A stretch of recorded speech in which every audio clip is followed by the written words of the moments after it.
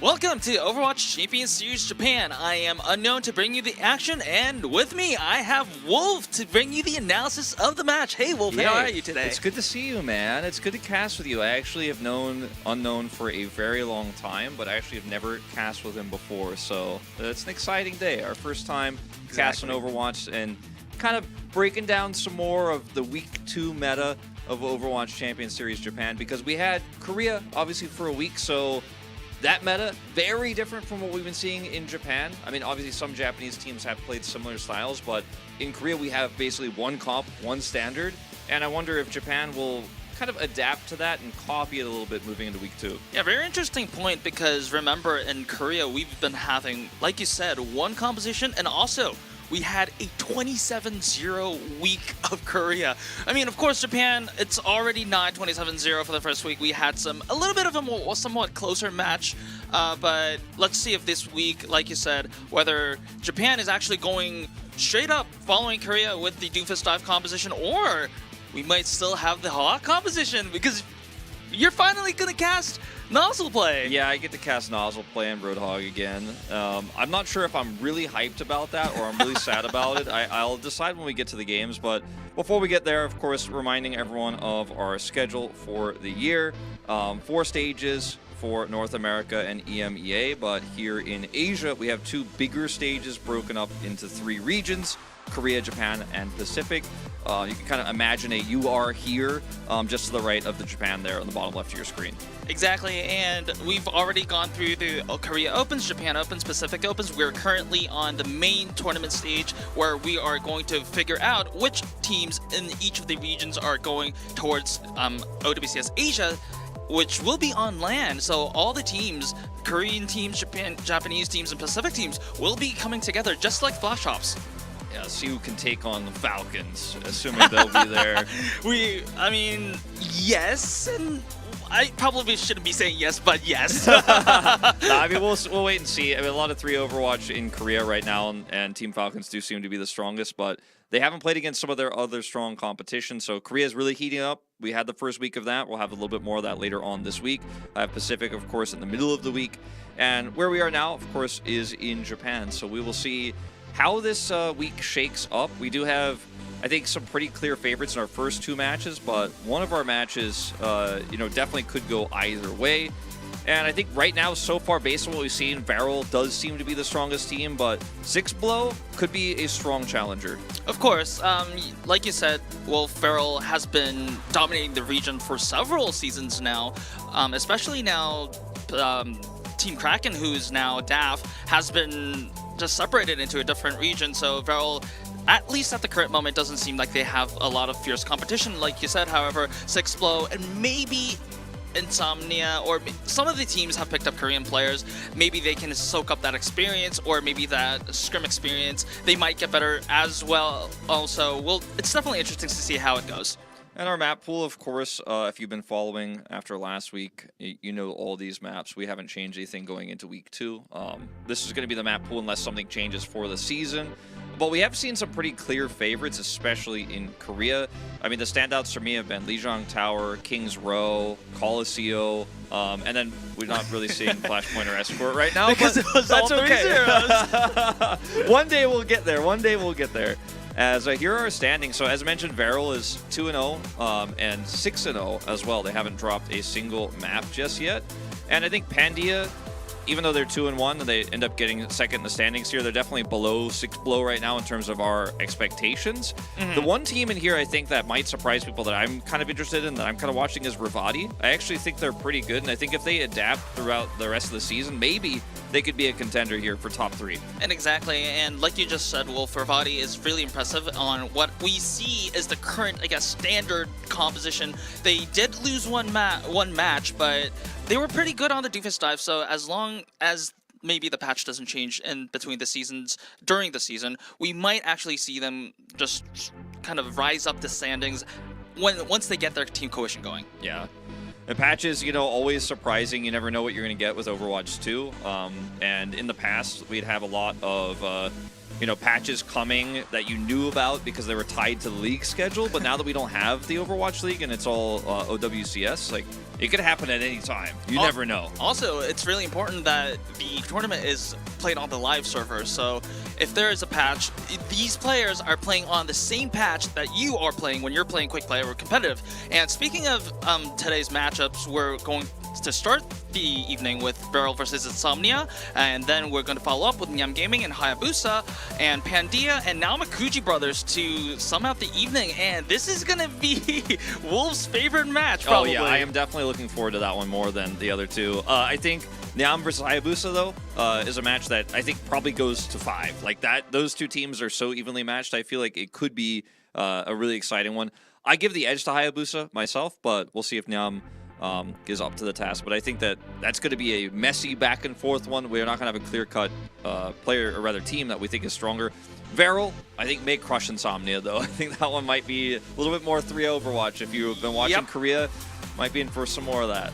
Yeah, Insomnia definitely has a challenge. If they, of course, it's something that they have to overcome if they want to actually challenge some of the better teams in the other regions when they, if and only if, they get to the Asia stage. Yeah, so here is Varrel. They're starting KSG today over Plankton, and it will be Cloud and Mint in the support roles. So we see them supports sometimes, you know, kind of just at their whims. It feels like with Mihawk and Mint, but today it will be Mint to start. I imagine we probably will see Mihawk at some point in this series as well. I mean, if we've seen, from what we've seen in previous Varrel matches, we did see Mihawk coming in when Varrel wants to play double flex support, and also KSG starting means that we'll probably have the Doomfist. Like, this is his preferred hero right now, and why not play the Doomfist, especially when it's the meta? Also, I mean, I guess we'll be seeing Plankton when they want to play the Sigma, but I doubt that he's gonna make it to the stage today. Yeah, I mean, it's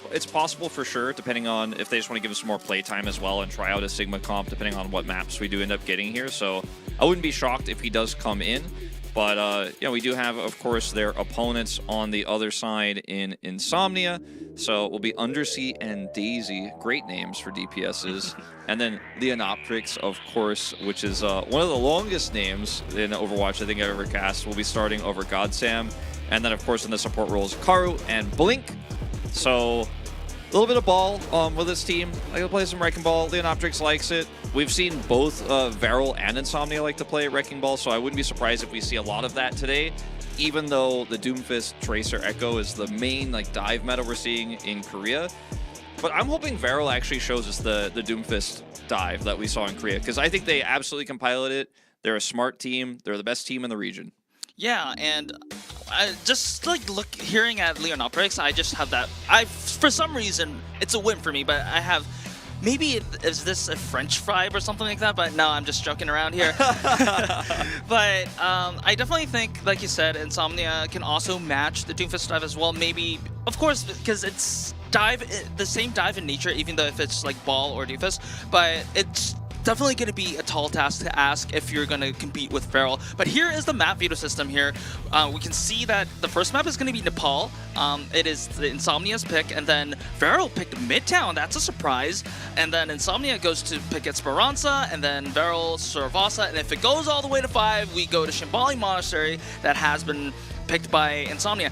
Are there any maps that you have been expected or you haven't been expecting? Nothing really stands out in this draft so far. I mean, we see Colosseo a little bit less in Japan. It's been more Esperanza favored, so not shocking on that one. And then Midtown is a little bit surprising, but we don't know exactly what these teams are going to run just yet. And I don't want to judge too much based on the map draft alone. I want to see what they play on the first 2 maps, and then we'll get a better idea.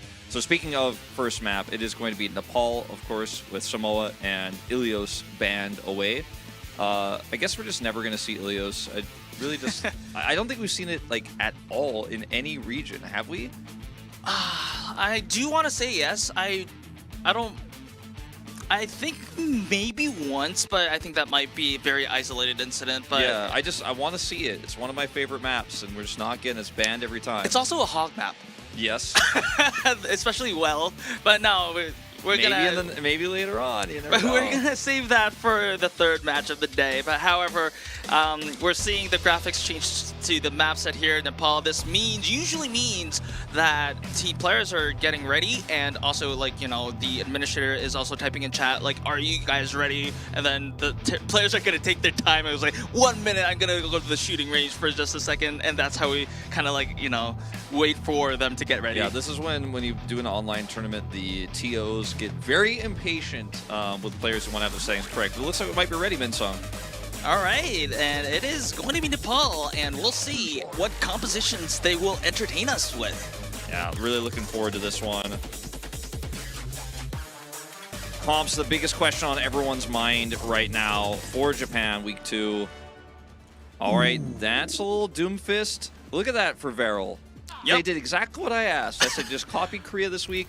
Doomfist, Kiriko Lucio, and the Echo Tracer. It's going to be a teleporter for Nico.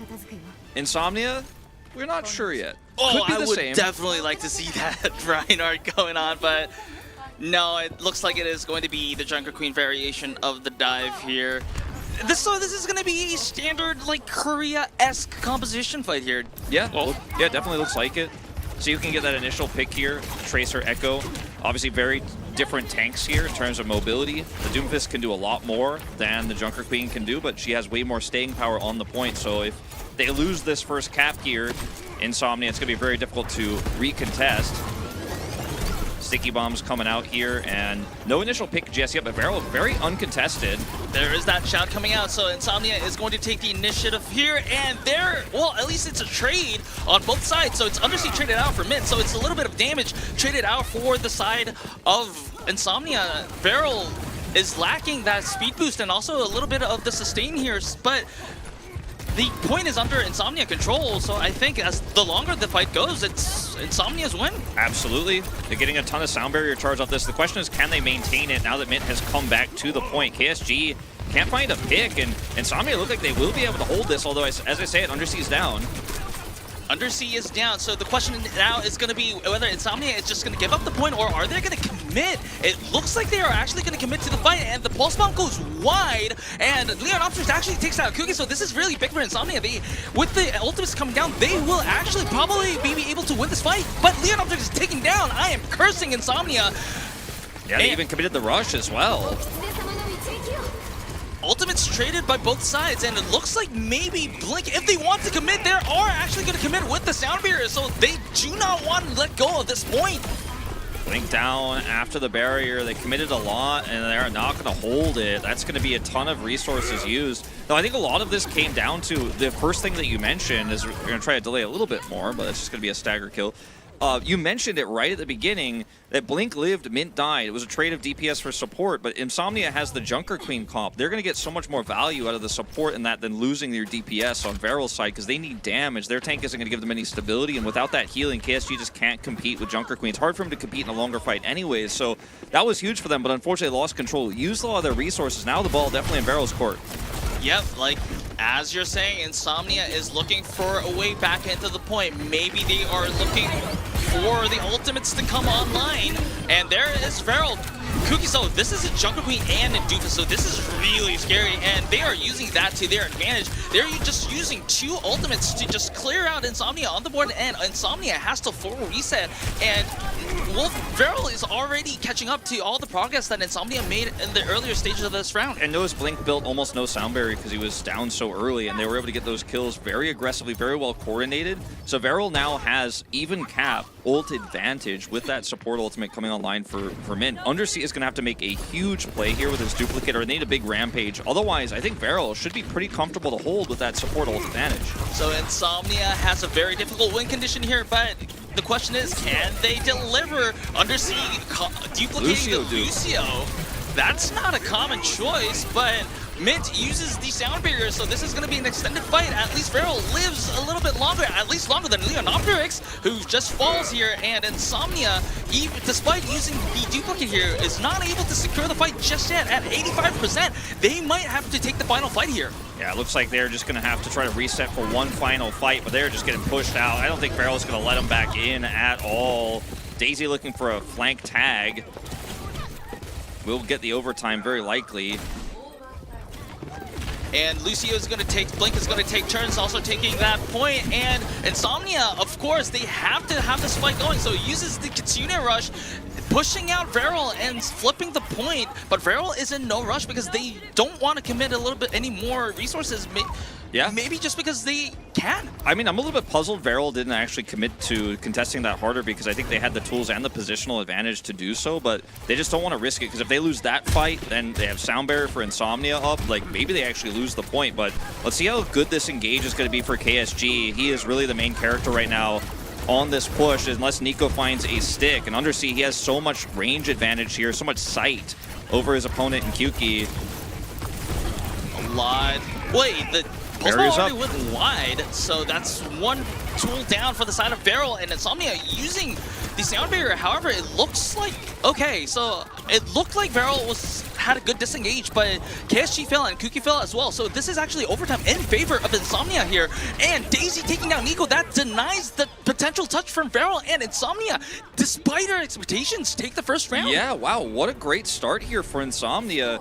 And I think a lot of people might be pretty critical of that duplicate on the Lucio, but I actually really liked it. Even though it didn't work, it bought them a ton of time. It allowed Undersea to get into a better position. Plus, if you actually are able to build a sound barrier there on the Echo dupe, it's so important for actually winning that longer fight. And they didn't have sound barrier. They had a sound barrier disadvantage. Blink was not going to have it. So actually grabbing Mint there and then trying to get your own sound barrier up to them, buy additional time, was a beautiful choice. I thought good decision making there from Undersea, who's having a pretty great game.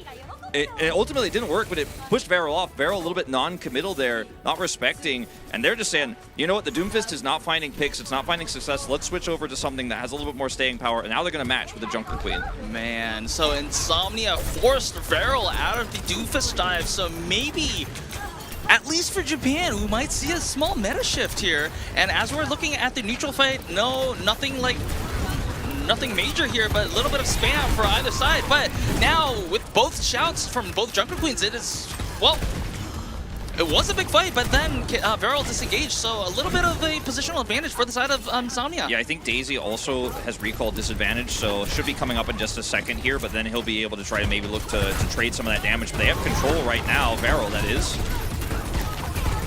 Points unlocked. They're fighting before touching, and that's going to be Daisy going down. He is definitely the focal point here on this first attack for Varrel. That's going to be the cap. Yep, so Daisy taking down means that there's less side pressure for the side of Insomnia. So the first control goes, first cap goes to Varrel, and then Insomnia has to back out. And also losing Neon Optics means that they have to wait a few more seconds, so maybe 15 to 20% progress made for the side of Varrel. I feel like Varrel really knew exactly how to front to back that team fight. Very good knowledge of this composition, even though they didn't run it on the previous point, and they just burned Leon Optrix down after the Tracer was gone, and Undersea is going to have the first duplicate available.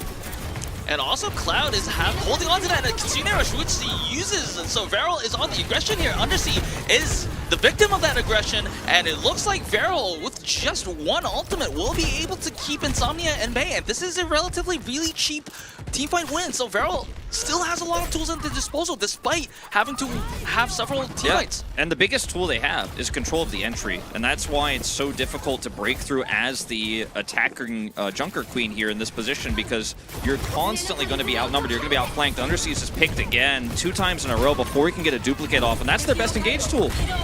And to make things worse, Karo already used the Kitsune Rush, so that's just one ult thrown away. Burned. Yeah, just burned an ult. Mint still has sound barrier. This might just be 100-0. Kyuki with the dupe as well on the rampage. He's just going to keep him at bay. He's just buying more and more time, looking for stagger kills. And this control of the choke point is beautiful for Varrel, and they can rampage into the entryway as well. KSG has that at the ready, so Insomnia, they have to deal with everything. And look at the flank. So Insomnia is going through main. What a huge rampage by KSG there. Daisy falls, and Insomnia, they're just scattered away, and they also have to be very careful about the progress here because it's 93%. They have to touch if they can, that is. Yeah, it's going to be so difficult. I just don't think they can. Nobody's really able to even get out of the area itself, the entrance, the spawn. I was like, what's the word for that? Where the characters come out? Yeah, the spawn. But That was a beautiful round from Varrel, and Insomnia played it pretty well too, but unfortunately they could never get that duplicate off because every time Undersea wanted to come in, they just burst him down so quickly. Sticky bombs were on point for Kuki. Kuki definitely MVP of the second round, but then KSG on the flank, great job by our observing team to showcase his Rampage placement.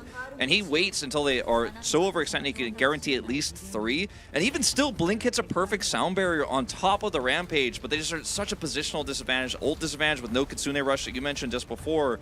Varrel, start to finish, a dominant performance, big bounce back after the first round. I just think Insomnia woke the devil within Varrel right now. They didn't want to show the Junker Queen. However, once KSG unlocked that Junker Queen, then wow, that's utter destruction for the side of Varrel here.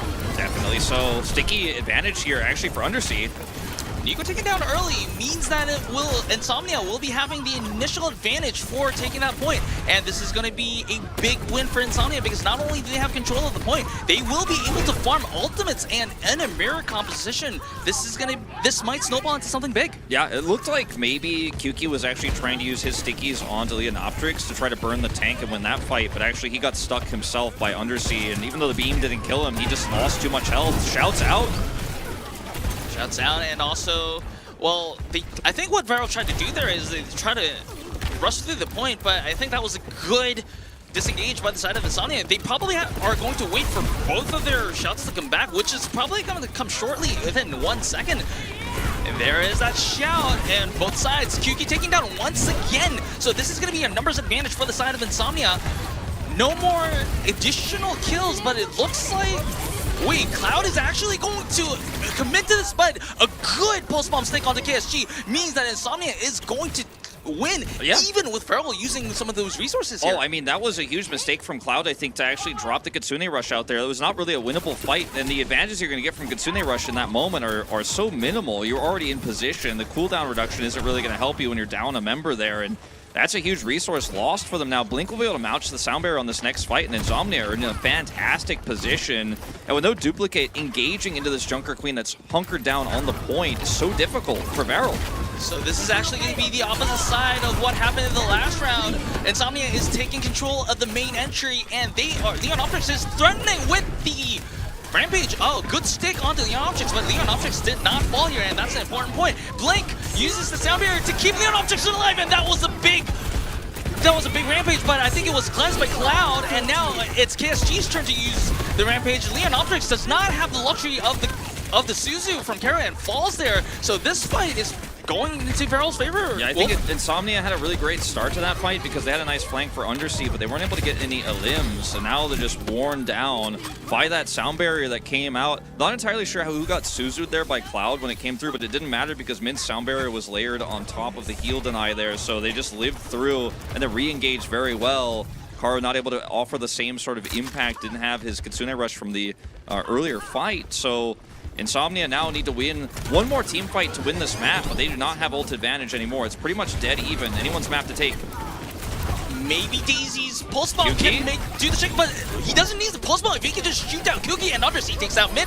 Undersea takes also down Cloud, and just basically everyone on the side of Varrel is taken down. So this is going to be a desperation touch effort for the side of Varrel, because remember, Wolf, this is 84% and team kill graphic on the side of production. Yeah, team kill coming through. Let's see if Cloud can actually make this Kitsune Rush count, because there's still hope. There's still one final push you're going to get here. They need the touch. Looking for KSG on the side to swap to Doomfist in desperation. I don't know if they get on this. 98, okay. There he is.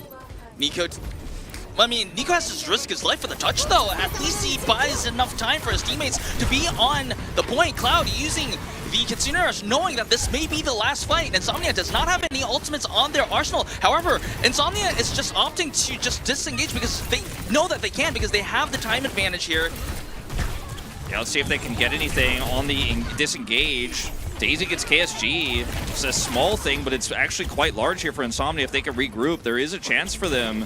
That was actually an incredible decision from Insomnia. Most teams not actually having the discipline to know, okay, they have ult advantage, they push through with Kitsune Rush, we're out-positioned, let's just leave. They backed away. Daisy gets a kill on exit, and now they're, bought themselves basically a fair fight here. If they get another pick like Undersea got last time around, they could win this. Positional advantage, obviously, the Varrel, but they do not have the Junker Queen.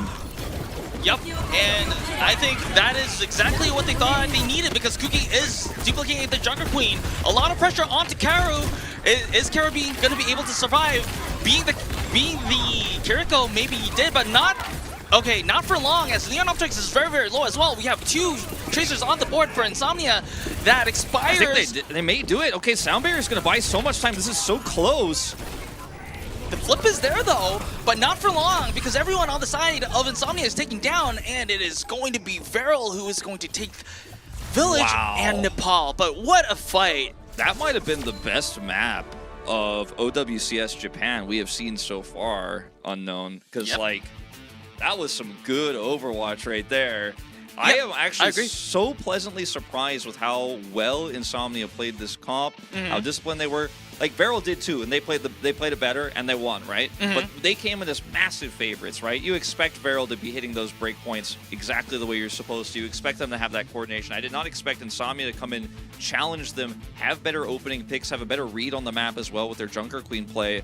They didn't win ultimately in the end, but it was an incredibly close first map, and I thought for many times actually in that third round that it was going to be Insomnia going up 1-0. Insomnia was actually so close to winning that third round Village and also just closing out Nepal. But I guess the team coordination and the experience from Varrel kind of prevailed. I mean, still, props to Insomnia because remember, like you said, they had good understanding. At least we know now that they have a good understanding of what their win conditions are, and they're trying very well to execute it. And they were this close, so this kind of is a great opener for the series because I am now excited for this series. Wolf. Yeah, and I wonder now where we're heading when we move into hybrid because depending on the map, like this comp might not work as well. We might see a completely different playstyle, or maybe they just think this is the best. And of course, I'm referring to the Doomfist variant of this comp. The Junker Queen is, I think, going to be kind of a control exclusive for these two, just because that's what she offers you is just like getting on a point, sitting there, or spawn camping and controlling as we saw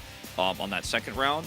So that kind of play style doesn't really lend itself very well to like defending point A of hybrid. So I think we'll probably see either Wrecking Ball or Doomfist dive. I'd love to see some more Sojourn Tracer. That was, I think, something that all of our Japanese teams had in their wheelhouse. They played very well, but only time will tell.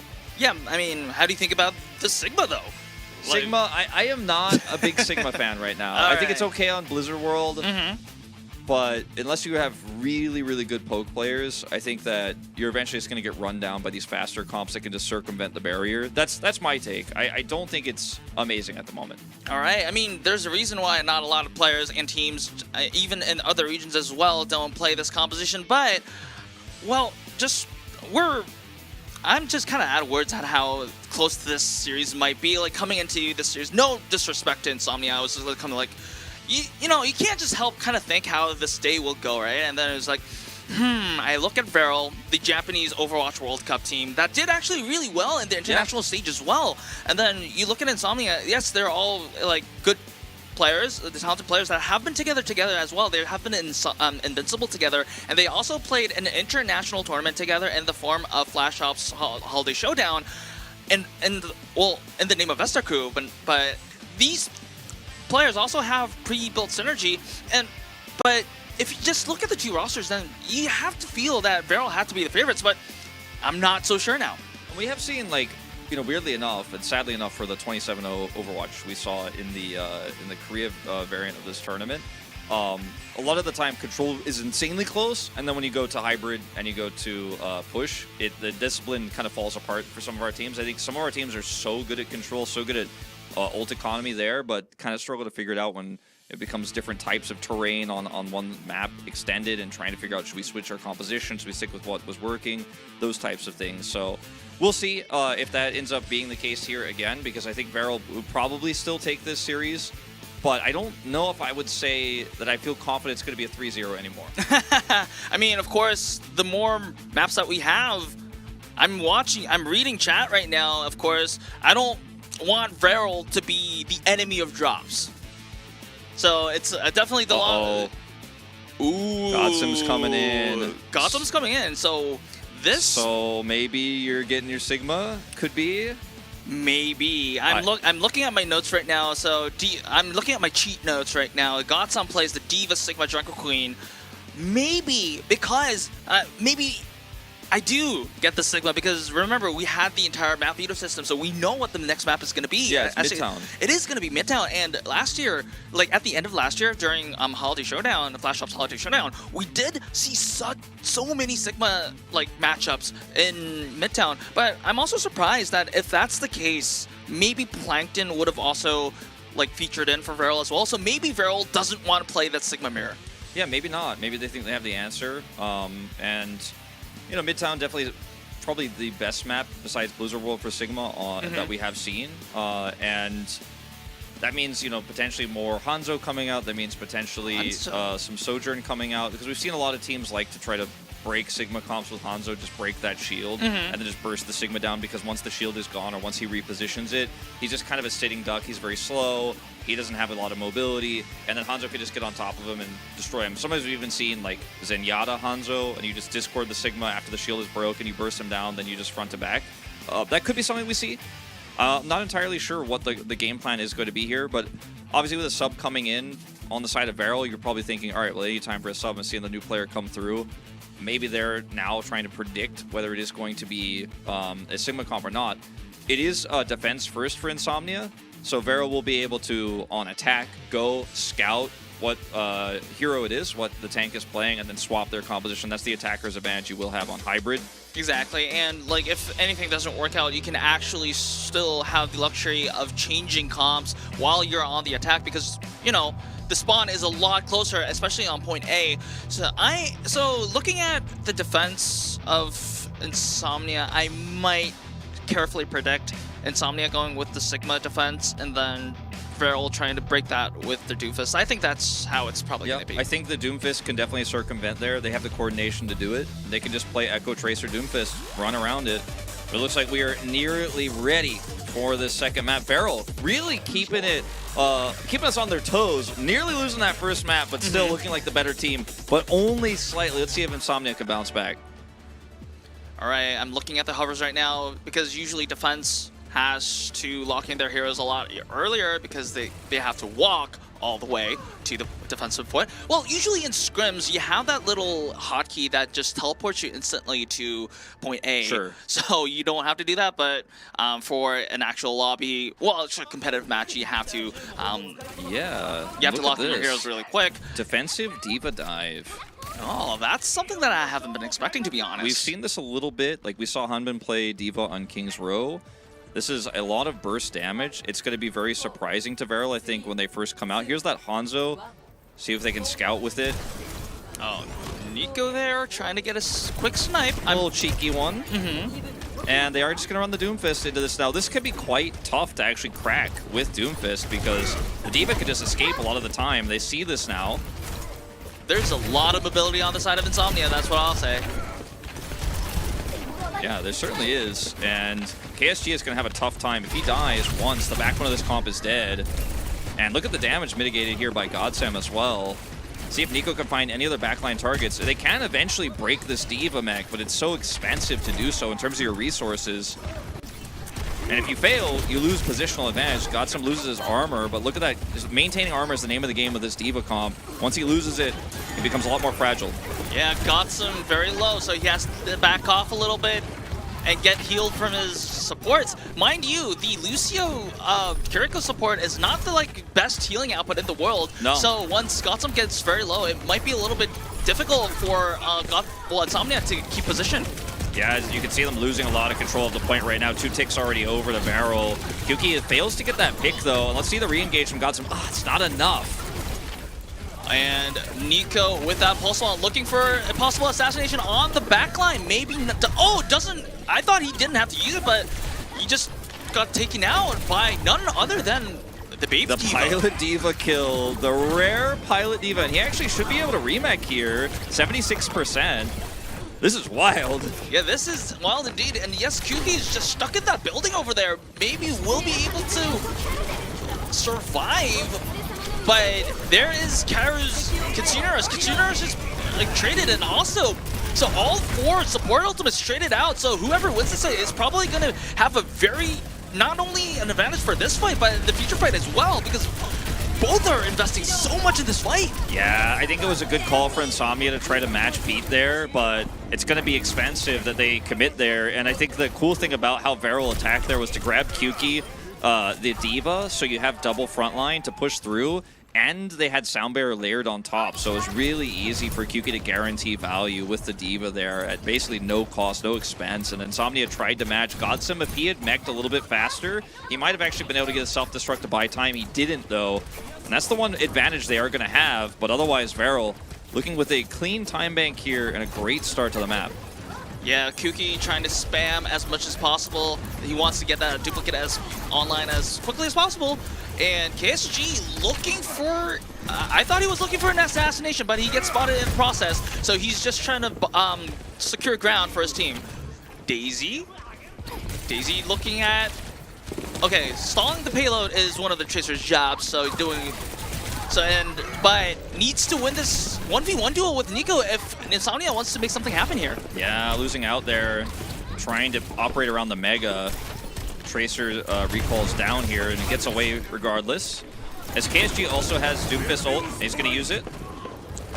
Probably just to get away and go to back to the safety of his teammates, but that was probably going to be a surprise for the side of KSG. However, it does not do fatal damage, and he will be healed up as quickly. But Min is not so fortunate, and this is going to be the momentum in the swing of Insomnia's favor.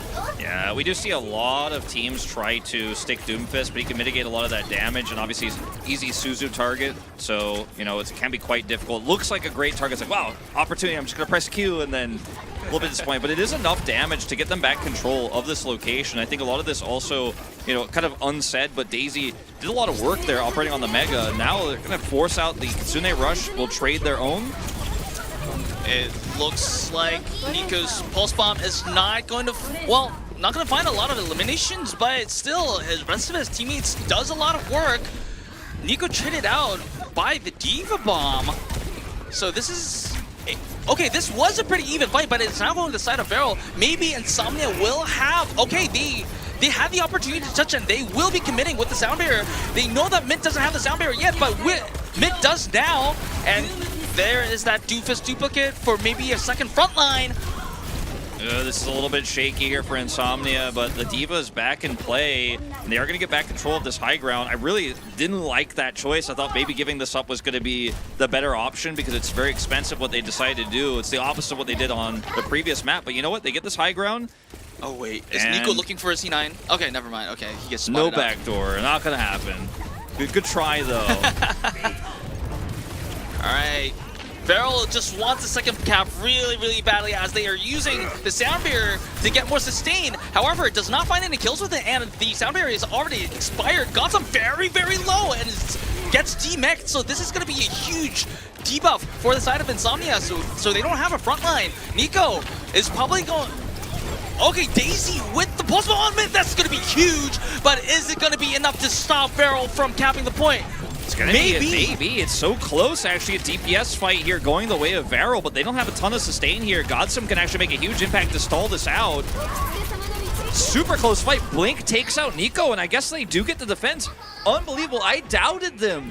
I doubted them unknown. I didn't think they were going to have it with the Mint Sound Barrier advantage. I thought that was going to be enough. KSG actually, I think, was the one who got stuck by Daisy, but he clipped Mint, and Mint ended up dying to the Pulse Bomb there, so a bit of a friendly fire, you could say. And now only 30 seconds to go. This could be rough for Varrel. They did not want to lose here before B against Insomnia, who's got so much regained momentum right now.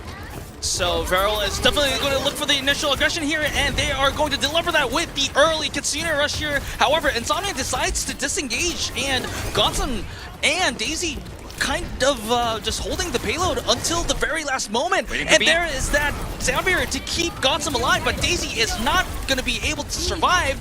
So it's a numbers disadvantage for the side of Insomnia. Varrel is using everything in their arsenal, all their cooldowns, so that they can secure this point, and it looks like they already did. So, wow, but what a defense from Insomnia. I thought this was I think if they were able to buy a little bit more time, and like that was actually a beautiful call from Blink. Blink's sound barrier usage has been really good, I think, this series so far. He wanted to line that one up for Godsum to buy him enough time to get self-destruct for the remake. That buys a ton of time. Then you get a dupe onto KSG. Like that could have been a hold there, and it ultimately is not. But it was expensive for Varrel to actually secure that too. So still might not be able to finish the map. But Insomnia failed to defend B. See if Varrel can finish. Yep. And with 3 ultimates online, Insomnia will be confident of taking a fight wherever Varrel challenges them. And they start with duplicating the Tracer, and they need that Tracer because Daisy is no longer on the field, but Gotham is also down as well. Also, wow, Nico taking good tracking skills on Blink and taking him down. So this is going to be an extra stagger kill, so I believe that Varrel will be able to go through that corner with ease. It might have to go to the last corner for overtime. Yeah, I think that was a little bit sloppy from Insomnia to try to toss the bomb out like that. This allows Varrel to have a huge ult advantage. I mean, Min's holding onto the barrier, and they have so much control right now, even with that exit kill. Daisy in trouble. Cart's rolling. It's going to be tough to win a fight here, even with the Kitsune rush for Insomnia. Especially because since Varrel has a lot of ultimates there, well, already 2 of them used, but Cloud's Kitsune rush is also on almost there. And Nico with the Pulse Bomb, we can always expect good things from this man. Well, Gotham is still holding there with the corner because he's the diva. That's the tank's job. However, this fight is getting extended, and Cloud finally gets that Kitsune rush, and Kuki beams down Gotham. So demeched. Not a lot of, I guess, power for the side of Insomnia. They have to back away a little bit, but the thing is, they don't have a lot of more ground to back out. Yeah, it's kind of a self-fulfilling prophecy here for Varrel as long as they don't lose anybody. Okay, Kuki's down, and actually they are off the point. That was a bit of a whoopsie there. I wouldn't necessarily call it a C9 just simply because the fight wasn't won for them by any means, but if they had stuck to the point and that pick didn't come through onto Kuki, then I think it's like I was going to say a self-fulfilling prophecy because Insomnia has spawn advantage, but they'll never be able to actually gather up enough forces to convincingly win a fight. But if Varrel ends up losing somebody and everybody's looking for backline access and trying to stop those respawners and nobody's on the point, then, yeah. That happens. Yeah. We might get a replay of it as well, how it all went down. Because you can see Nico was off the cart in our view there, and he was like blinking back over, being like, oh boy, we weren't touching. Maybe that's a communication issue, because usually when we were preparing as a team, especially on my time with the New York Excelsior, we kind of had like turns. So we had like an internal process where, hey, the Tracer is usually the one who always have to touch. If the Tracer can't touch, then they have to, like, the Tracer has to call out that I can't touch, and then it's going to be the Diva or the Lucio. Yeah, but yeah. in that case, maybe when players die, they're like, they usually kind of like, oh, or something like that before they say anything really productive. So maybe it was that kind of thing happening. It certainly could have been. Definitely a small error here, but I mean, for all intents and purposes, they basically finished the map, but that's an extra edge that Insomnia will have, is they can just end the map now rather than go to overtime if they do finish it. So that's really frustrating here for Varrel. On the other side here, we are just continuing to see that Doomfist dive comp now on the defense, whereas Insomnia is going to try to break this with the Diva once again. Trying to break the supports is definitely the angle that you're going to see Godsum look for here. If he can get on top of Cloud, excuse me, then I think that is one way you could just win the fight straight away, but positioning has to be really good here for Cloud, and so far so good on that regard. Yep. Well, Carrot taking down is not a good sign for Insomnia, probably, and I'll just see taking down, so Insomnia has to absolutely back fully, but Diva's getting bullied here and Godsum being demeched. When you're not playing around, yeah, getting demeched is going to cost them a lot of time. When you're not playing around high ground with a Diva, it can feel a little bit awkward because you're going to... Ooh, okay, like, okay. When you go... Yeah, he's just going to swap to get the mech back. But when you go in with Diva, you can't go out. And the re-engage from KSG was fantastic there. And Insomnia just get deleted. Now Varrel in a fantastic position again. All KSG needs to do is make sure his supports don't get dove and then be happy to re-engage on the Diva with his DPSs. Yeah, I think that's one of the biggest reasons why Doomfist is so valuable, especially in this meta, because he has 2 mobility abilities. So yeah, he can move back and forth on will depending on the situation. Whereas Diva, the boost, yes, the Diva boost is long enough for maybe you to go forward and then back again, but then it's a big cooldown after that. Yeah, exactly. And you're going to take a ton of damage when you're running away because your Matrix can't face that way. And once again, see, this is exactly what I'm talking about. Godsum gets demeched, and that's the end of your push. Can't front to back anymore unless there's a hero play here from the DPSs with no ults. That's another reset. And I think that KSG is just outplaying Godsum, but it's not like a skill issue. There's no Dandori here. It's just a composition problem that Insomnia has. You're so all in on your D.Va thrusters that if you don't get that initial elim with the thrusters, you're donezo. Unless you have, right, the ability to steal a Doomfist, and then you can continue the push. Like, Undersea will have that when that duplicate is ready. They can try to use Sound Barrier to get him into position, but if they use it here on the attack, it's super all in. Yep, and what makes it more difficult is that Varrel is going to have all of their ultimates online, and KSG starting up with the Meteor Strike. Insomnia answers with the Kitsune Rush, and they want to push Varrel away from the point. However, Varrel does have the resources to counter that, and that is going to be with the Cloud's own Kitsune Rush. So, oh wait, is that an Ajax? May have been. The bomb gets eaten, by the way, and that's a Sound Barrier for Mint as well. It's going to come up here. And I gotta say, a little bit messy here for Insomnia, but again, the composition just doesn't give them any outs. There's no backdoor, there's no plan B. And now they have basically nothing to work with on this final push. This is likely to be the last real 5v5 fight of the game. And D.Va bomb engage is one of the weakest engages of any tanks in the game. And I was gonna say any meta tanks, but D.Va's not even fully meta yet. Very niche at the moment. Again, Hanbin made good work of it, and we have seen it a little bit here. Well, I mean, that's more of a Hanbin issue than a D.Va issue, though. Yeah, there you go. We got to the truth of it in the end. But let's see if they can make something happen with it. It's ready now, and it might buy them enough space here, but they are not going to have a whole lot of other tools. Yeah, I mean, I'm not really too confident in Godsum's D.Va bomb here because the entire comp of Varrel is so mobile they can just like hide somewhere really quick. But it looks like Insomnia did get into that building without suffering any casualties, so that is step one. And Godsum using that defense matrix to buy space for the rest of Insomnia to at least take foot on the point. And Varrel, oh, KSG taking out. That might be a good start. Undersea is taken out as well, but this is a trade in favor of Insomnia, though. Yeah, I mean, he didn't get to use his ult. If he gets his ult there, then they can survive and he can re-engage, but instead he dies right before it's available. Here's the D.Va bomb. Oh, wait, he gets the remake. This is going to be so big. I thought the pilot D.Va was going to be taken down, but with the Kitsune Rush, oh, Blink, oh, okay, Blink still falls, but holds on to his Sound Barrier. But I think he might have wanted to give it a try because everyone is down, and this is going to be the over for the side of Insomnia, and Midtown is Varrel's. Yeah, that was, unfortunately, like, there's a lot to say about that last fight. If the Sound Barrier goes off, they might have some sticking power, but really it was about the fact that the duplicate bought a ton of time from Kyuki. He is just able to sit there on the point, cycle through those 2 health bars, then KSG returns, he has his Doomfist ultimate, he comes down, the sustain war is won by them, because the D.Va, again, doesn't have the mech anymore. The mech was used really well to actually survive that Tracer all-in, but then they didn't have it for anything follow-up there against like a Doomfist re-engage, and I think they kind of thought they had that one in the bag. Maybe they were actually expecting that Varrel were going to kind of back off and be like, well, if we lose this, they're going to get too much free push. Since we don't have to actually hold A, we can just re-engage and use our ult advantage to get more back. But I think the communication was pretty frantic there from Insomnia. If that Sound Barrier goes off, maybe you have a chance. The difference between Varrel and Insomnia is if Varrel don't commit there, or sorry, if Insomnia don't commit there, they lose the map. And if Varrel don't commit, they just, you know, have a ton of other opportunities because they pushed all the way to the end, minus the cap.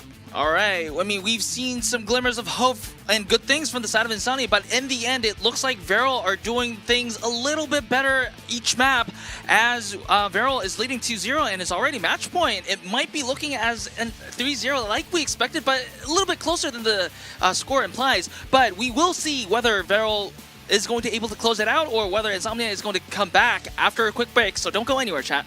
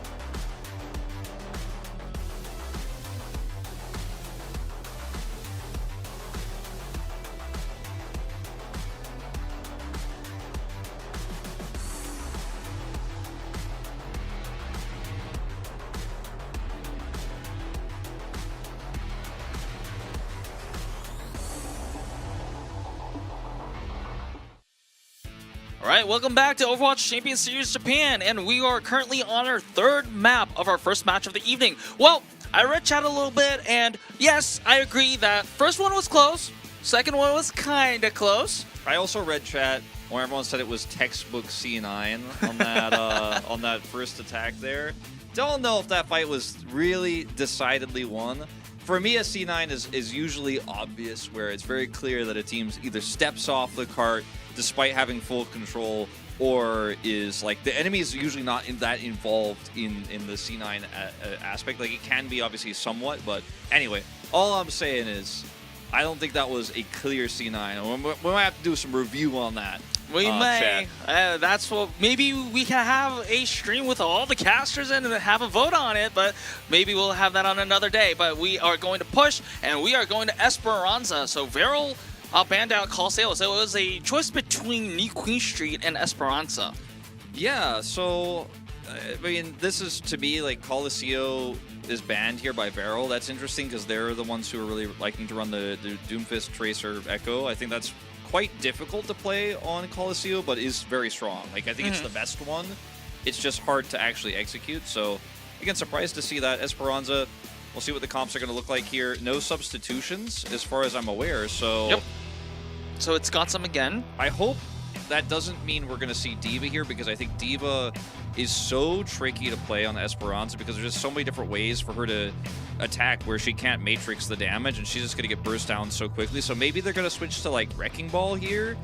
I don't think Sigma's for me here. I'm not about Winston. Maybe it's Zarya Genji. I could be about that a little Zarya Genji might be an interesting choice. I was personally kind of anticipating the Junker Queen to come out, maybe because just to counter the...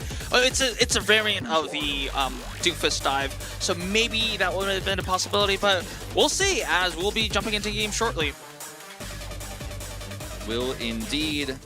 Yeah, Optrix was on the... Okay, so we actually did see him sub back in. I just didn't know. Oh, okay, there it is. There it is. Okay. Okay. I thought I missed something. Okay, so I was going to say, like, that was a quick little CG. But anyway, he did come back in, so that explains a lot more. He is starting the Junker Queen here. Yep. And... Makes sense. I mean, they played it really well on the ball. So... It certainly could be, this is just what they think is their best strategy, their best composition. Works very well into Doomfist. But if you lose control, trying to regroup can be a challenge. Let's see how this is piloted. Of course, Varrel just sticking with the tried and true. This comp doesn't really have a name yet, does it? We'll it doesn't. Because, I mean, it's the comp, so it needs a name at this point. So I got some secret sauce from 9K about this map and this composition as well. He's explicitly told me that the first fight is important, but the second fight that follows that is going to be the more important one. So whoever wins the first fight, even though if you lose the first fight, as long as you can win the consecutive fight, you will be having push power over that. And once you take that cap onto the first checkpoint, then that's where the snowball comes in. Yeah, exactly. It's so true, because you get the ult advantage, you have ult economy, then you get those spawns coming through after you get the cap, and then the other enemy team just really is going to struggle to keep up with your tempo. Now, this is pretty huge for Insomnia, because now if Daisy lives, which he does, he gets that heal, the Optrix can actually just control this point. So the next fight, as you say, is going to be the really important one, especially with these stagger kills. They're going to be able to get a decent amount of distance here as well. No more delays coming through here. But let's see how the approach happens for Varrel, because they kind of need to get a pick onto the backline, because trying to front to back into Leon Optrix when he's actually on the point is so difficult. And they also have to deal with the potential Daisy flank. Karu, I was going to say, just going to have to teleport. I don't think that's the poke you're looking for. That could have cost them everything if he does get picked. That was an assassination from Undersea, and this is going to complicate things that's the for fight. Varrel. That's the second fight. The 9K principle, they did it. They got the 2 fights. I wouldn't really necessarily call it a fight. I'd call it 2 sticky kills from Undersea. He's got duplicate advantage, 40% ahead of his opposition, because Varrel didn't even get to fight there. And Mint obviously wasn't able to do a whole lot of healing, so they're also going to have sound barrier advantage here for Blink, who's been so good with his barriers today. Yeah, Insomnia, like that assassination for Undersea just didn't even give time for Mint or Cloud to heal Kuki. So, and they're gonna start up.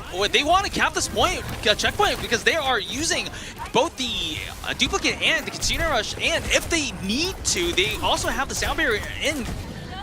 This is really rough for Varrel here without the Meteor Strike. I don't think they can really push back in. They're going to have to just adjust here. The Cap's going to come through on the checkpoint. And that was a great block by Karu. The Suzu blocking Nico's Pulse Bomb just moments before. That was actually pretty huge. And they're almost at Rampage right now. Yep, and at this point, Insomnia is backing off. And they know that they would rather fight in a more advantageous territory rather than try to just greed for a few more meters. Exactly. And they want the second barrier. Actually, they're going to use it first here, though, with the Shout to try to get Liamnotrix that ult. Risky choice. It's going to backfire. Not sure about that one. I really thought the reason why they backed off there was because they wanted to try to force Varrel to then push their cart into them and then Sound Barrier second, but instead they wanted to force the Leonoptrix build on the Rampage without any real control. So I think that fight was a bit of a miss for me. Yep. Unknown, but let's see if they can recover. Yeah, it was a little bit of, I guess, questionable, maybe a team miscommunication or something like that, because usually normally what you would think is that you would just kind of back up until you have the high ground advantage at that bridge over there. Exactly. But nevertheless, we still have Leonoptrix's Rampage here, and not a lot of tools on the side of Varrel to counter that. Daisy looking for a Pulse Bomb somewhere, but maybe not going to have to need it. Forces out KSG's ultimate.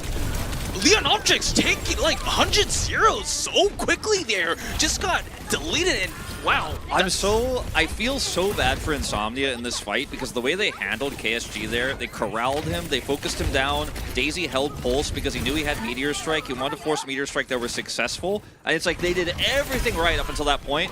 And then the DPS of Varrel just got in there and did work. And KSG got out and got the punch off, and Leonoptrix is focused, and everything goes to hell at that moment. It was such a good fight until that moment. But yeah, we got to give Insomnia credit despite the loss there. They still haven't been able to use this Rampage just yet because it's tough to do so without control. When the Junker Queen is the defender, you have a lot more value with this. Well, there's a Shout looking for an angle for that Rampage that he's been holding on so long for. Maybe Karu is going to use the Katsuna Rush first and see how the fight goes. That might be the way to get him into range. He's already at half health right now. He's getting healed up, but this is just so tough to fight out. I love how Varrel is just wrapping around, putting Nico here on a cross angle. There is that Katsuna Rush that we've been looking for. And the duplicate is there. Still no Rampage, not having a good angle, and not even having to use it now. No need for that. Still holding on to that. The DPS duo of Varrel stalling a little bit, but in the end, it looks like Insomnia is going to clean up. And then, well, the important thing here, Wolf, is that Varrel did not cap the point. So yeah, they did not. That's actually massive. They stopped the cap. They also are going to be able to get this cart back to where, I mean, they're also getting like exit kills in Kyuki's duplicate. So I don't know. I can't even really overstate how good this is for Insomnia because Leonoptrix is also holding Rampage. They have positional advantage here. He can sit on the bot. And for Varrel here, your tools are limited. You don't even have Sound Barrier just yet. So this is just a huge time buy for them to maintain their 20-meter advantage. I think Varrel knows this, and they want to pull the trigger early because they want to get out of their disadvantage. So they're pushing out Insomnia from their comfort zone.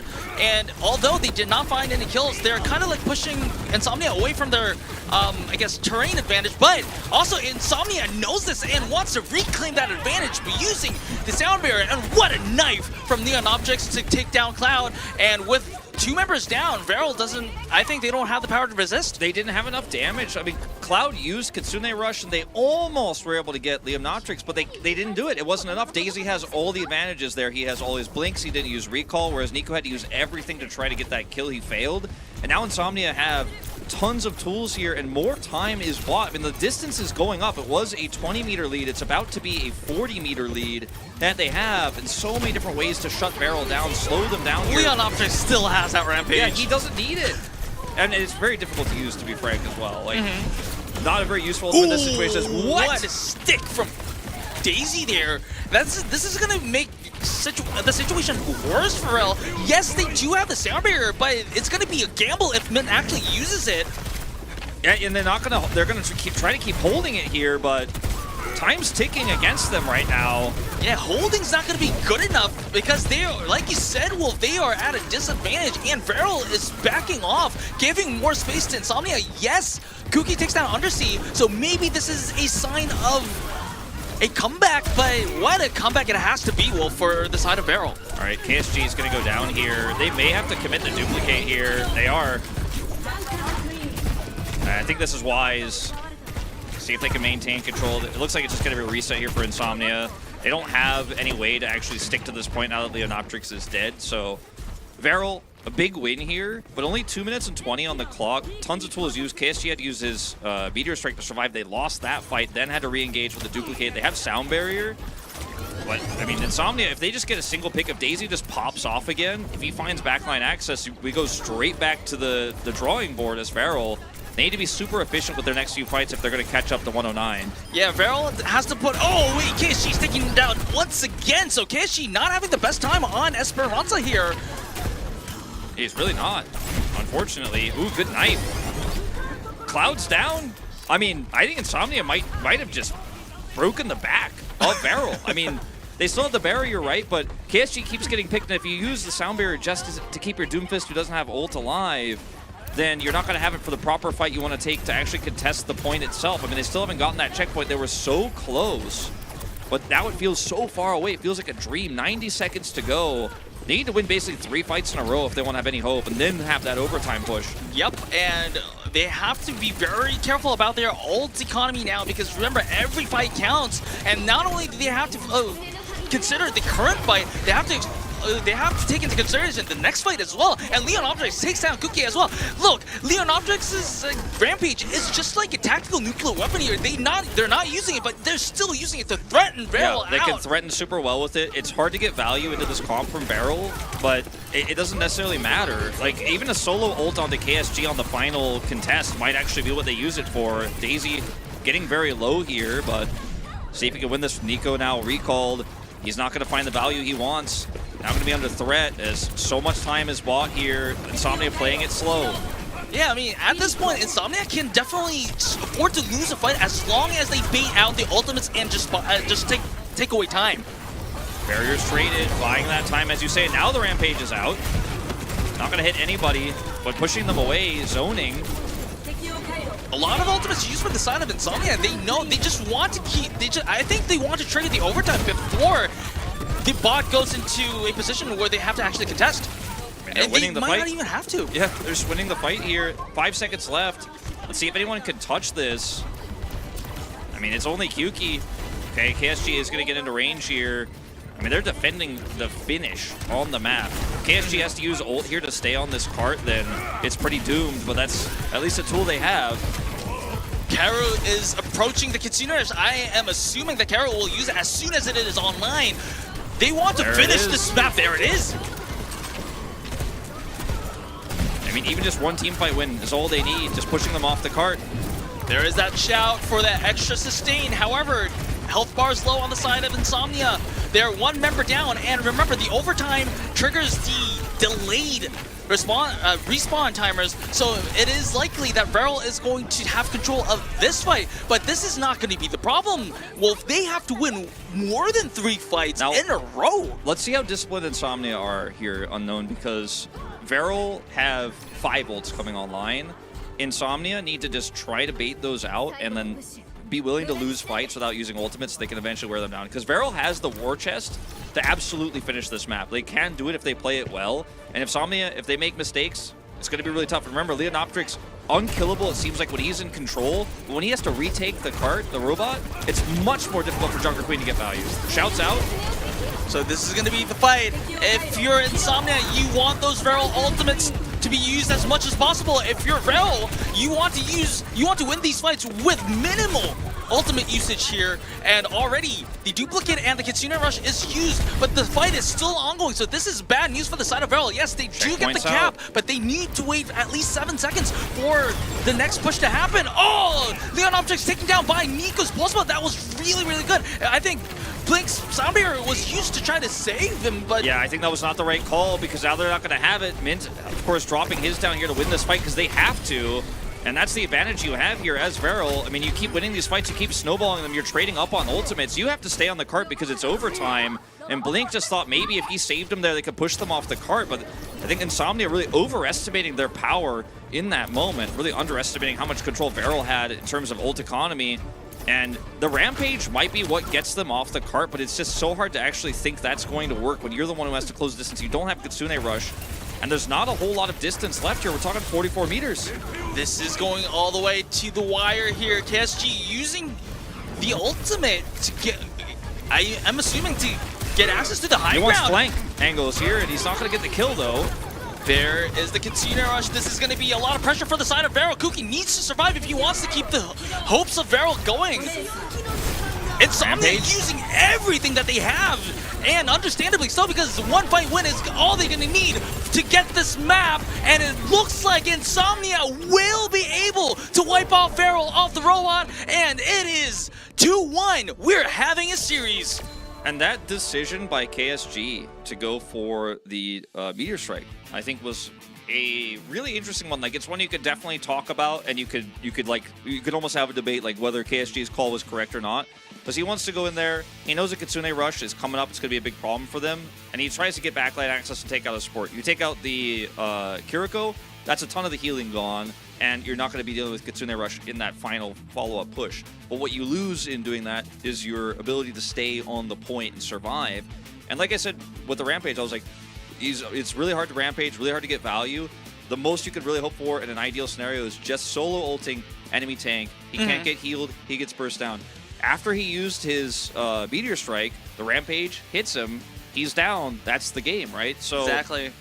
Very impressive stuff from Insomnia. I feel like they kind of crumbled a little bit through the kind of middle part of that game, but finished strong. And I think the decision that KSG chose there was kind of an all-in aggressive one. It definitely wasn't going to be a sit back and hope that my DPS gets it done. He was like, I'm going to get it done. Yeah, unfortunately, he did not. It was a big gamble for not just him, but also at the side of Varrel. But I think his thought process was probably going to be, hey, this is going to be a difficult push to win anyway.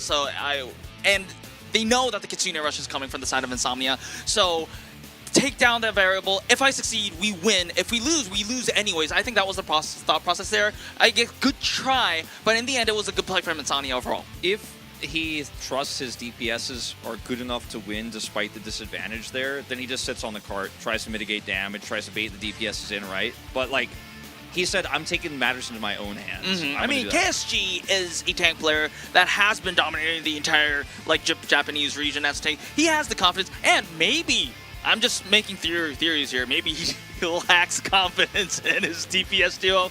Maybe. No, I'm not saying. Maybe. I'm not making conspiracy theories here, I think, obviously, the difference between these two comps, like we said, is when you have the Junker Queen, when you have the robot controlled, that's insanely strong. But when you're trying to actually get back control of the bot, that's where it's very weak. And I think if they just played with the Doomfist and engaged second, like we saw with the D.Va comp on the previous map on Midtown, maybe that would have been the most efficient way to play it out.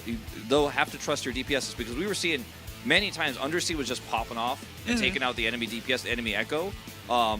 And when that was happening, when Kyuki was getting taken out, like, the fights were just over in that moment. So I guess maybe he was a little bit worried that, like, maybe their DPS duo today was more on point. So yeah, I think one of the most, like, speaking of echoed fights here, I think one of the most crucial moments in this map was that one combo where Undersea was just like, I think, sticked all the bombs on Kuki, and then Kuki just disappeared. Yeah, the double where he got 2 kills right there, that was a huge momentum maker. Second fight of the game. Absolutely insane. So 9K supremacy proved once again. Yeah, because I think if you don't win that fight, who knows what could have happened, right? But you win that, you get all those different advantages, and you get the Junker Queen on the point itself. And not because the Junker Queen comp is better, because in that moment, your Echo was better. Yep. And also, one more lesson is that Junker Queen's Rampage, the threat of it actually does more than the actual ultimate, at least in this situation. I mean, I think it's just the Junker Queen's kit more powerful than her ultimate when she's on the point like that. And Shout's going to be super valuable. Obviously, the ability to use the knife to reposition people makes Doomfist's life a little bit harder.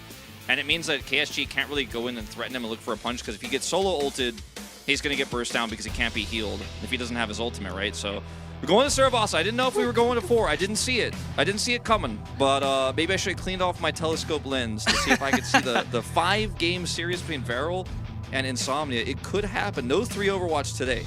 Well, I'm definitely relieved to finally cast the Flashpoint because I was casting Korea, and then for 2 days, I haven't even seen a glimpse of Flashpoint so far. But it's going to be Suravasa. There's only 2 maps in this Flashpoint mode. It's going to be New Junk City or Suravasa, but the choice is going to be Suravasa. Interesting. I don't think there's a lot of, I guess, tactical advantages for going to Suravasa, but maybe it's just a preference issue. It's my second time getting to cast Flashpoint. I've only gone to 4 games once so far since I started OWCS, so I'm hoping we get to go to 5. I hope I get to see Escort. It hasn't happened yet. Alrighty, we'll see if that's going to happen as the crocodile yawns. He's looking for blood, and Varrel and Insomnia is also looking for blood. We're looking for blood as well. Yeah, why? What's he doing? I mean, he's just waiting for someone to just get into his mouth, or I don't know. I don't know what he wants there, man. He wants to play that game where you press the tooth down and you press the wrong one and it snaps your finger. Oh yeah. All right. Anyways, so once again, it's going to be Leonoptrix playing this Junker Queen. I think both of these comps very viable on Flashpoint because it essentially operates as control. But if you lose control first, as Insomnia here, it's, again, same problem you're going to face, and Flashpoint's less forgiving than Control in that regard, so let's see if they can get this first team fight win. I think it's on the DPSs to win out that neutral fight. Yep, and spam's going away on either side. It looks like no big action so far. The contest is there. KSG low has to dash back, but Daisy is looking like he wants to finish off KSG, but is unable to do so. It looks like this fight is going a little bit more extended as there are no casualties either side. Yeah, Insomnia actually got the cap though, which is pretty huge, and they can continue to kind of poke back in and recontest because Leonoptrix is just so tanky. Has his shout out now, so some additional shielding. That green health is going to be pretty massive. And Varrel just could not actually get anything done there. Nico having to recall early as well when he was looking for the pick really hurts. KSG going to contest the cap now. Yep, and I think, yeah, there is that early Kitsune rush that Cloud cannot match here, so I think Varrel has to back off or risk losing a few members. KSG there to contest, but is there a lot he can do? Kuki maybe a little bit more because he has Duplicate online and is able to actually find a couple of kills and get Insomnia off the point. All right, so Varrel win this one. That was actually a good call to toss out that Duplicate because they needed something to break the front line. So Kuki having that Duplicate is actually the breaking point, and you know, obviously they have control of the point now. So Leonoptrix, I mean, even though he's half an ult, Rampage is not the be-all, end-all. It's almost worth swapping here for Insomnia, but I think they're going to stick with it because this is what they've been practicing. It's their best comp yet so far, but it is definitely, the onus is on them to actually somehow get in here to make something happen. And Blink will have to ult first if they want to actually commit to the cap itself.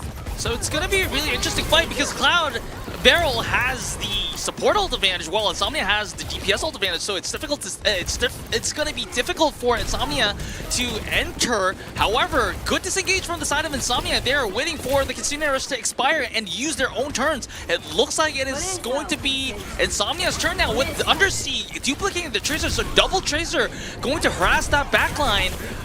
But Undersea is very low. Oh, but Blink is using the sound barrier for a little bit of extra sustain, and Varrel matches that. So this fight is going to be important. The winner of this fight is probably going to take the first point, probably. Yeah, and Mint is down, so this actually could be the opportunity that Insomnia needed. Leonoptrix so low, but he's living. They don't have the damage to take out this tanky Junker Queen, and KSG now pushed back.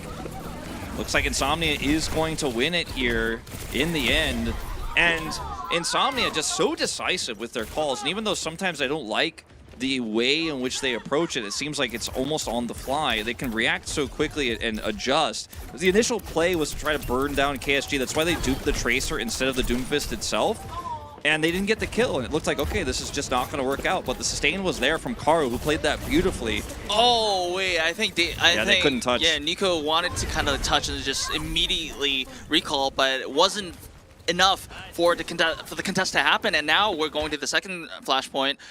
Yeah, advantage here going to be to Insomnia on the initial cap, which is huge for them because they're running the Junker Queen. Oh, KSG taking down. They didn't even need the Kitsune rush to open up the fight, and this is so what Insomnia is going to end up doing is they're going to be taking first cap, and then they're probably going to just have a defensive position. Yeah. And Varrel has to use resources to break that defensive position.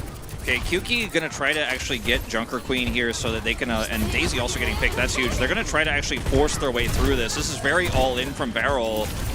And the cap actually goes to Insomnia, so not ideal here. Is now Undersea can look for the dupe. He's gonna do just that onto Tracer. Well, recalls immediately, but I think this gives enough time for Daisy to come back into the fight because who was picked out earlier, but Karo is taken out in the process, so this might be a losing fight for the side of Insomnia, which looks like it will be. Undersea does trade out Kuki, but it will not change the grand scheme of things as Varrel will be able to flip the point at 40%, and knowing Flashpoint, 40% is pretty much an early flip. Yeah, from like a theoretical perspective, I think Undersea, if I were Undersea and like you could slow down time, I'd probably actually duplicate Cloud and take Kiriko there and try to heal up Leonoptrix and try to hold on to the point, because what you had was that first cap you shouldn't have been able to get, but you did get, and you needed to be able to stick to it. But he went all in on the Tracer and tried to one clip. It didn't work, and then the dupe was wasted. So now Varrel, again, now having that advantage that Junker Queen has to close the distance, and they have ult advantage in terms of the duplicate. It's slight, but it's there. So it's the only, I guess, viable tool that Insomnia will have in this fight will probably be Blink's Sound Barrier. Has to make it worth it because Varrel has a lot of tools at their disposal. Even Mint will be having the Sound Barrier if this fight gets extended.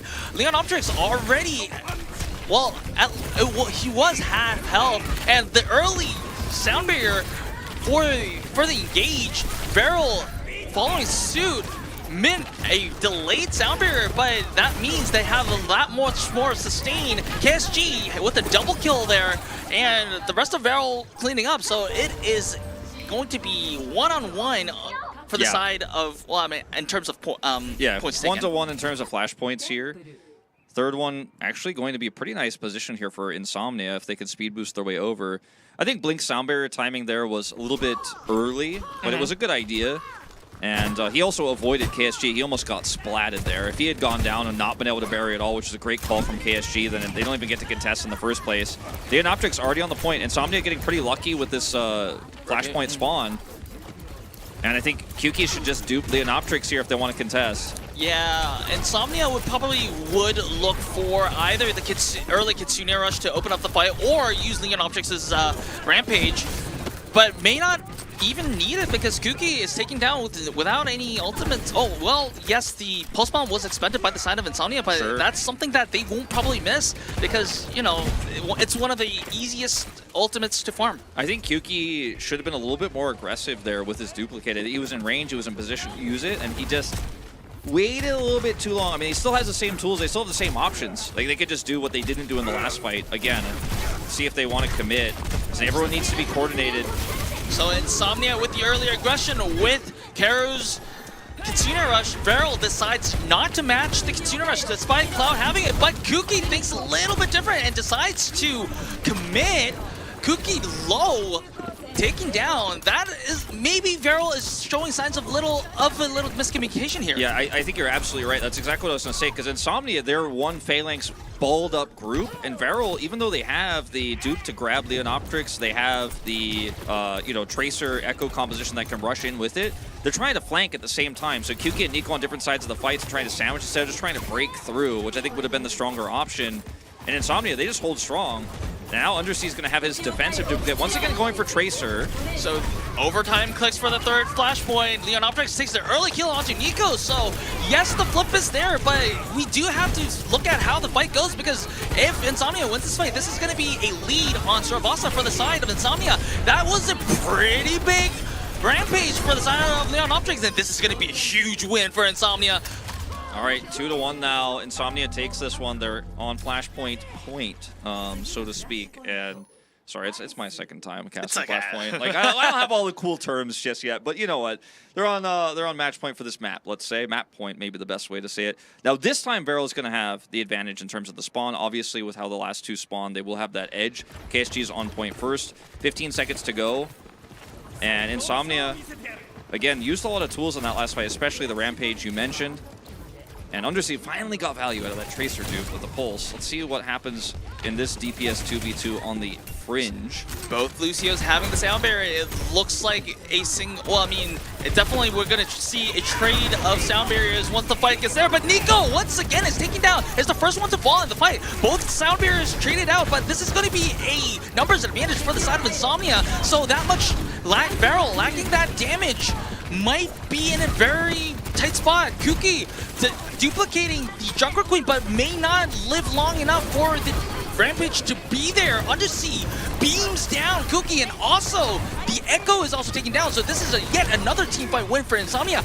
They are feeling their groove. I haven't always liked his target of duplicate, but I gotta say, I feel like Undersea, especially on this map, is just outplaying Kuki. And I didn't think that was gonna be a sentence that I was gonna say today, but he is just playing so well right now.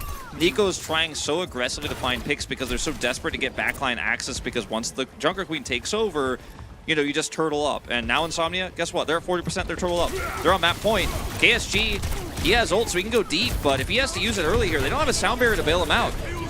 Yep, Daisy's sound barrier, Daisy's pulse bomb goes wide, and Nico punishes Daisy. So this is an opportunity for Varrel to win a fight, but they have to win without an ultimate if they want it, if they're looking to have their eyes towards the future here. Undersea gets an exit kill as well onto Kuki as the point is taken. So he dies, but gets one on his way. So they might have a small window of advantage. He also has duplicate advantage, and he knows that. So let's see what they decide to go for, because he's been consistently stealing Nico to just try to burst down either KSG or the backline. And it's been kind of like 1 out of 3 times he gets something. The other 2, it's lackluster. Let's see if this time the most important one, the map-winning duplicate, actually comes through. Because I think he's going to be the one who starts this off, as Nico's just trying to track where his opposition is in Daisy. This Tracer duel might actually decide the fate of this map. It could. As Cloud wants to start up the fight, they know that Insomnia just does not have key ultimates online yet. Undersea, like you said, Wolf, duplicates the Tracer once again. Nico's pulse bomb did not stick, but does end up doing enough damage for Leon Optics to fall. So this is going to be a winning fight for Varrel, unless there's any individual heroics from the side of Insomnia. Yeah, it looks like a 2-2 to me. I mean, let's see what this Rampage can get done if they want to commit. I actually think it's wise to just hold ultimates here and give the point. See what they would decide to do. They're going to drop the barrier. They are going to commit. They want to win this here and now. I think that's a big punch for the side of KSG. The sound barrier expires for both sides. Leon Optrix has the ultimate in hand. Karo using the Kitsune Rush. So if Insomnia loses out here, it's probably going to be, it's going to cost them a lot. Nico, he's down. I just don't know if they can actually win the extended fight. Recall's still available for Daisy. Leon Optrix is down, Daisy is down, despite Insomnia using everything that they had at their disposal. They failed to win out the fight, and it's going to be 2-2. And I mean, Unknown, you had map point, you had ult advantage. Make them use the ults and then walk over to the next point with ult advantage. That would have been the way I'd play that one out. Is now Varrel is actually going to have Kitsune Rush advantage here. And they're going to get to the point first, it looks like. And this is super frustrating for Insomnia. They had such a great setup. They had so many win conditions. They all-ined on it. They went, yo, I'm just going to go for this. We win the map. That's it. We're going to 5. I think kind of like the nerves hit them a little bit. The excitement that comes in that, oh, we are almost there. And if we win the single fight, we actually go to map 5. I think that kind of hit them a little bit there. There is that Kitsune Rush that only Varrel has at the current moment. Insomnia has to disengage. Good play by Insomnia not to have any casualties yet, but Daisy very, very low. Gets healed up by his supports, but this means that Varrel has initial control of the point. Yeah, KSG dropping down low, but is healed up by Cloud there. Back up to full health now, and see if they can get any kills here on the retreat. Insomnia, this is not looking great. The duplicate is online for Undersea. Let's see. Oh!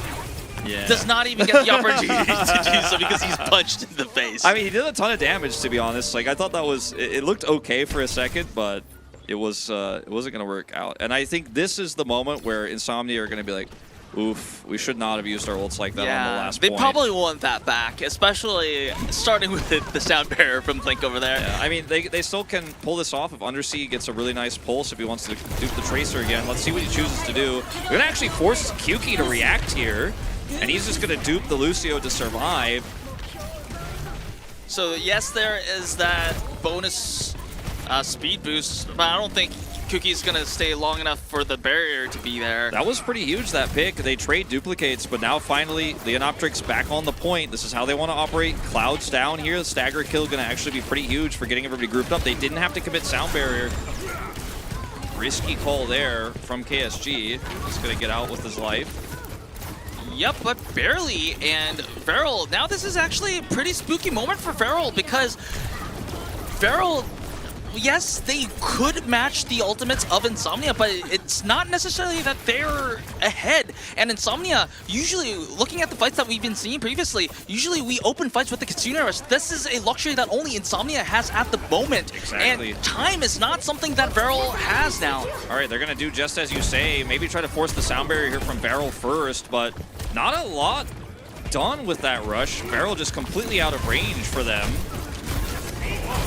There is that sound barrier for Mint, traded out by Blink. Now this is going to be a fight of whether Cloud can get that Kitsune Rush as quickly as possible, or whether Leonoptrix is going to live long enough for that Rampage to be online. Daisy takes down Nico, so this is going to be a big fight win for Insomnia so far. And wow, what a good Suzu from Cloud to deny some of those antis from Leonoptrix. Leonoptrix very, very down. Daisy taken down. If Leonoptrix is taken down as well, it might be the end of the run for Insomnia. But however, Leonoptrix is okay. He did live for a long time. However, looks like it's going to be curtains for Insomnia. It's going to be Varrel who takes it 3-1, but a very close series there. And Insomnia, the overtime will tick down, and their chances of having the biggest upset of OWCS Japan so far will tick down with it.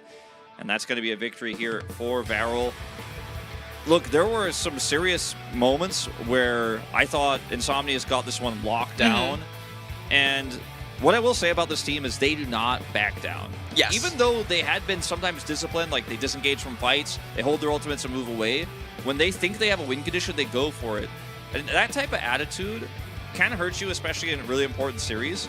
But it also means that I think this team is super confident in how they're playing and their shot calling. And even if they end up being incorrect, even if they end up losing, that type of attitude is the fastest way you're going to see teams grow. Like those teams that play like that grow super fast. Yep. And then maybe next time they play a little bit more conservatively, they learn from their mistakes. And I was really happy with this first series. I feel like both teams won in my heart, actually. And remember, this is against arguably the best team in the region. So my expectations for this Insomnia team has gone straight up. Like their stocks went way up. I mean, they go against Rise Project, Nyam-Gaming, Hayabusa Gaming next. I think that if they can put up this kind of performance that they put up against Varrel, they might actually contest for that maybe second or third spot that they need to get into that Asia stage. Yeah, they might be coming to Korea if they can keep it up like this. I would love to meet these guys in person, have them over here. One thing I want to mention too, was really cool about how Undersea was playing Tracer when he duplicated, was he put out as much damage as he could, and then he would almost always insta-recall, so that he could actually fly above, because obviously he goes up as Echo, so he's midair, and then the Tracer spawns, so the recall location will actually be in the air. And then he was recalling back up to the air and then trying to drop down because he had full bird's eye view of who the best target was, and he was trying to go 100-0 on them. That's clearly something he's done, like in his own solo queue practice. It's the mechanics that we see a lot from Echoes who dupe Tracers, but he knew exactly what he was doing and how he wanted to do it. So even though sometimes I would have liked maybe just, you know, going for the Kiriko there for some additional sustain, or actually grabbing the Doomfist for a little bit more hard control of the point, he was like, no, I'm going to go in, I'm going to get that kill, I'm going to get that elimination. Mechanics were good. Undersea, definitely a big shout out for me today for what we saw here from the side of Insomnia. Of course, and speaking of individual performances, I am hearing that we are ready to reveal the player of the match. Production, take it away. And it is going to be KSG. Well, of course, being as close as this is, there have been many players that may be in the discussion for player of the match, but especially in the early few maps, KSG's performance on the Doomfist was exceptional. I mean, it was the difference maker for me, especially on Midtown. Like, on the first map here, it was very close. Could have gone either way. I thought the tank performances for both players was great. And Karu really, like, Leonoptrix had a great game, but it was almost all Karu, making sure he lived and to allow him to be that front line. But it was his play, KSG's against Godsam, that actually made me really vote for him, because I was like, this guy is just countering the D.Va engages each and every time. He's super patient. His re-engages were clean. It's a tough matchup, you know, obviously into the Echo Tracer to play Doomfist when you don't have the same sort of resources that the Junker Queen is going to get, and yet he still was able to maintain a lot of control. It wasn't about picks like it often is with Doomfist in Korea. It was really just stable, slow, good, clean gameplay and good decision making. Exactly, and when you're going against a very aggressive team like Insomnia, that it's so hard to be like be on that line of where you're like openly aggressive and also just not throwing. So. Yeah. That's good discipline, also disciplined play, and also, like, you know, not just discipline, but also fairly aggressive from KSG as well. Well, but I am very excited for this, like, tonight, because the opening series, I thought this was going to be a 3-0, and I thought this was not going to be very close as it is today. But wow, what an opener for tonight. Yeah, and I think one of the fun things about it was just that we got to see two different styles. Because if it's mirrored, you know, there's a lot of things you can talk about, but it's just like they're better than the other team. Sometimes what it boils down to. But today we got to see them try to tackle the meta composition with Junker Queen, even on maps where it's not necessarily as strong. And they made it look good, they made it look viable, they made it look strong, and they clearly came well prepared for today. That's what you like to see. Yep, and this makes me more excited for the next matchup as well. It's going to be Nyam-Gaming versus Hayabusa Gaming as well. So what do you think? What do you kind of expect from this match? I think Hayabusa Gaming's DPS line is stronger, so I give them a pretty big edge here, but I think it is definitely not going to be a 3-0. I think it's going to be pretty close. Of course, we definitely will see the underdogs perform, because we did already see the underdogs perform in match 1, so we'll see how it goes. But before that, we're going to take a short break, so don't go anywhere.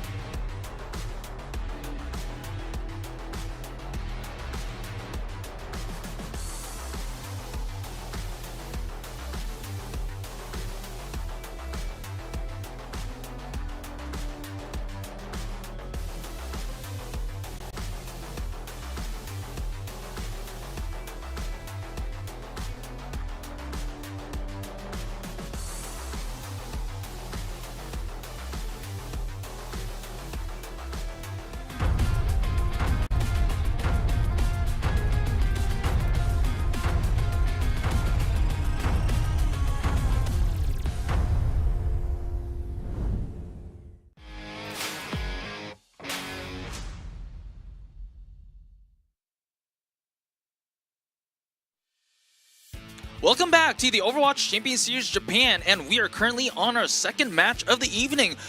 I am Unknown, and this is Wolf, in case this is the first time. Well, if you missed the first match, but we definitely have to talk about the first match, Wolf. How would you comment on the first match? I mean, I really just thought it was going to be a quick 3-0. I thought Varrel was going to crush it, but Insomnia really impressed me today, and you know, that makes me believe that my expectations for the rest of today's series could be wrong as well.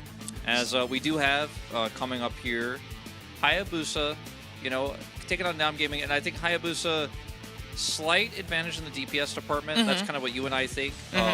I see that chat actually is kind of going for Nyam-Gaming here. There seems to be a lot of consensus in Twitch, at least, that they are going to be the stronger team. I do believe that Nyam has a better name, though. Nyam. I don't know. I think Hayabusa is pretty rad. Okay.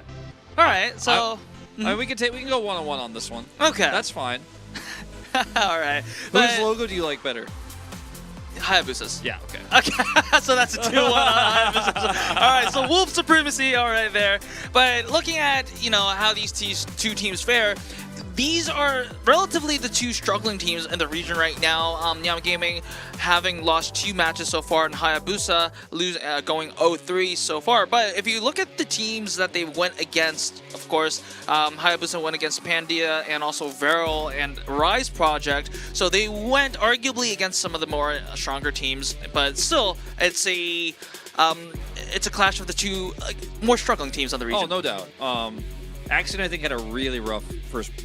Excuse me. He had a really rough first week, and he may be able to bounce back. Tough to say, but again, this is why I give a big edge to Hayabusa, because Axion's Tracer, when he was playing it, was really weak. That's so relevant right now that maybe they'll change up their playstyle, maybe they'll change up their compositions, but I'm definitely leaning towards the DPSs on the other side. Exactly, and we will be seeing Hayabusa Gaming's roster very shortly. We have Varrel, we have Langley.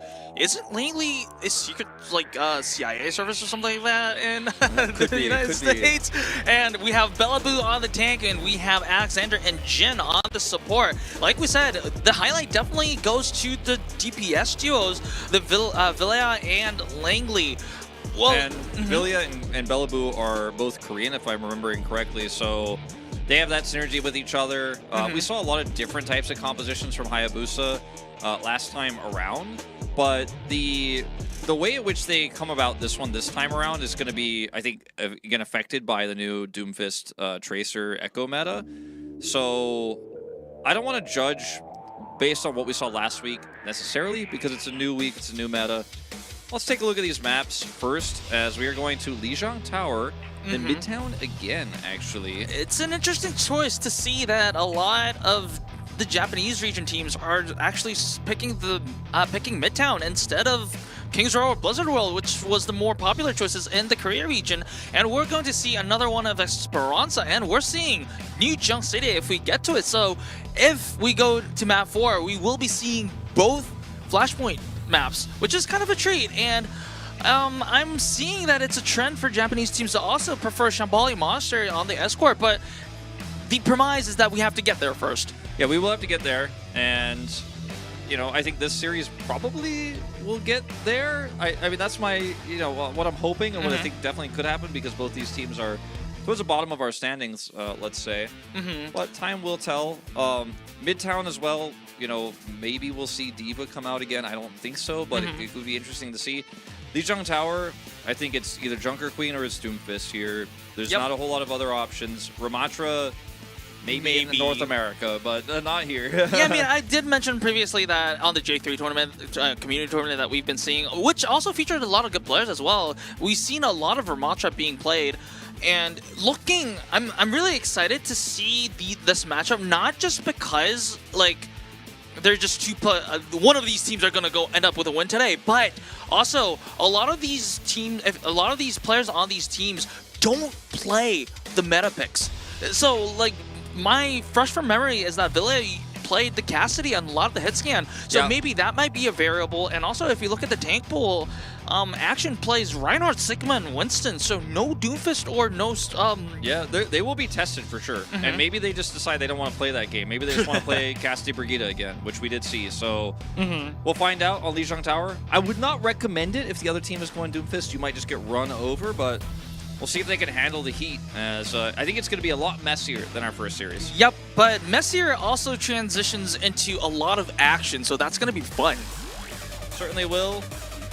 Teams loading into game now. Axion, let's see if he can bounce back after what was a really rough first week for this Tracer player. And if they just want to play Cassidy, we're in now. And we were. I mean, it might just be on pause and we play the game. Yeah, the game is paused, and you guys are going back to us. So, but I mean, we definitely have a little bit more to talk about the match. I would kind of like put my sights on the observing team, because this is the time that I can finally say it. Because in game, because we want to credit the observing team, but like there's so much going on that we usually don't have the time to do it. We have a lot of like familiar talent for you guys on the talent team. The observing team is led by Nyam-Gaming, who was formerly of the New York Excelsior, and before that the Boston Uprising, and we have Closer, formerly of the Washington Justice, on the observing as well. So we have supports on the observing. Was Nyam-Gaming, before he went to Overwatch League, was he O2 as well? Yes, I think he was, right? Yes, before. Yeah. Before he went to the Overwatch League, he was on O2 Blast. Yeah, he wasn't on. Yeah, he wasn't on Ardiant. He was on the later roster. If you think like all the way back, you know, Grandpa Wolf was like, back in 2018. I do remember when he was allowed to have a 0 in his name before he went to Overwatch League, and then his name got censored because, or sorry, before he had an O in his name, and then it got censored and he had to put a 0. But anyway. Yes, we're back into the game. That was perfect timing, by the way, Wolf. Yeah. We had all the information that we wanted to share. As soon as I start ranting, that's when it's going to get, that's when I'm going to save everybody. All right. Shoutouts to Nozzle by Nyam-Gaming. Love to see it. Yep. And I think they are inspired by Nozzle because they're hovering what may be... I wouldn't be surprised if they actually went out the doors with this. This comp, like we've talked about so many times, can work, but it's just so risky. I think this is the better plan. And Aoki is going to be playing that Cassidy once again. No Brigitte for this. We're seeing a Ryan Rush in 2024, Wolf. I know. It's 2024. It's Reinhardt. He's old. He's tired. He's been in Overwatch for a long time. He did his work in GOATs, but you know what? Bastion damage is real. Yeah, I mean, it's a bot. So, and I don't know, a man in a cowboy hat does not match that damage. But anyways, okay, we're going back to the mechanics now because, that shot. Oh, yeah, that was a dirty shot. And, wow. Well, that's that. That's the cap. It is. So, what were you indeed. going to say? Sorry, before Langley decided to take Axion's head off? Or what were you getting at? I was about to say that no amount of damage reduction in the world, including Doofus Power Block, is going to save you from the Bastion. They did break through this, though. Let's see if they can actually win this fight. Probably not. I don't think so. Because Raven is taken down once again. I guess the only way that Nyam-Gaming at the current moment will be able to take down the Bastion is probably through the Tracer, and maybe you might have to consider the Genji here. I mean, they really need to get some sort of other flanking hero to break through, because Sojourn just can't get through this wall right now. Yep. And nor could Cassidy, of course, because you've got Ice Wall, you've got Bastion Burst, you have Reinhardt Shield. This is actually a good comp. It played well, and if you get the first cap, it's super strong. It's like the extreme version of the Junker Queen that we saw earlier with more damage. And it's, well, Masquerade taking down 2 with a double kill, and Villa is also down, so this might be a window of opportunity for Nyam to finally get back and make a mark into the game. They finally logged in. Yeah, they logged in, and Hayabusa have a sound barrier, so that's really fortunate, because without that, I don't know if they'd even be able to keep this comp. They might have to swap it. They should be able to get to the point, break through. Nyam also don't have the same tools to control the entryway, so it's going to be about this entrance right here where they're firing into that Aoki is looking at. They can actually put the wall up there. Overclock is going to be a problem, though. Yeah, so I don't think there's any way to effectively negate the effects of the overclock. But Hayabusa Gaming is putting up the tempo by using Sound Barrier first, but that it just means that they're going to die first, as Axion and Aoki is doing a lot of more heavy lifting. Yeah, I actually don't think they can use this comp anymore. And I know that sounds crazy considering they have Bastion, Mei, and Reinhardt ults. But I don't think that they can win this fight with those ultimates either. And Raven still gets to keep a sound barrier. A braver team would actually just swap here. But Hayabusa, they like their Reinhardt May ultimate setup. They think they can do it. It's all about the friends that they make in the way, and that they're going to use the hammer first before they're going to make any swaps here. But we'll probably have to wait for another day or another time because Alexander is down. Oh, Langley actually commits with the Blizzard, however, is taking down, and everyone else follows suit. So maybe Wolf is right. Yeah, they might need to swap. I think so. I don't know if they will. See, this is what I like to call sunk ult fallacy, where you think, oh, I've sunk all this resource in my comp, and I've got a Reinhardt ultimate. We have to use the Reinhardt ultimate. We haven't used it yet. I don't think so. I don't think this comp's about the Reinhardt ult. It's about the Reinhardt shield. Okay, solo on the scenery. Okay, this is a lot of damage. Oh, so this is what they wanted to do. This was what they did in scrims. This was like, okay, this is it. So I mean, it was kind of it. Maybe I'm wrong. Wait, where did the Ryan ult go? Yeah, where did it? Well, I mean, solo hit scenery, and he didn't die. And well, I gotta tell you, Minsong, I think we've kind of I myself I thought we kind of solved it. I thought all the pros knew, everyone high level solo queue knew. Reinhardt's not it. Look, Hottie abandoned the Reinhardt comp, so I mean, if Hottie can't play it, I don't think it's gonna work. I mean, the thing is, it's so good. Like, their comp is actually so strong. If you get the first cap, they did. Yes. Then you hold on to it. You use the Mei wall incredibly well. Buy time, slow it down. Blizzard in the choke point. That is where you can get Reinhardt value, right? Like, the start of the map, great. After the first time they lost control of the point, again, like I said, 3 ultimates. Oh, you're never going to win that. As Scenery ends up getting 3 off of this one because his comp is immobile, doesn't have any way to answer the Doomfist ult, the Meteor Strike, and you're all stacked on top of each other because you have to for this comp. Now that's only for Control Center. Now we're moving into a ball. Yeah, I mean, they're going to be running a comp that actually makes sense for this map. Very difficult to run that. It's not GOATS meta anymore. And ball. Mobile here, Tracer, Sojourn. We've seen Hayabusa play this before. They really took your advice to heart because remember we talked about the lack of mobility on the Reinhardt composition and they're going full mobility because all of these heroes on Hayabusa Gaming has some sort of mobility. And Nyam-Gaming, they are definitely in for a surprise. Yeah, I think that this is definitely going to be a pretty huge opportunity because Cassidy not really appealed for it all in this composition. No Brigitte. He's the first to go down. Hayabusa get the first cap.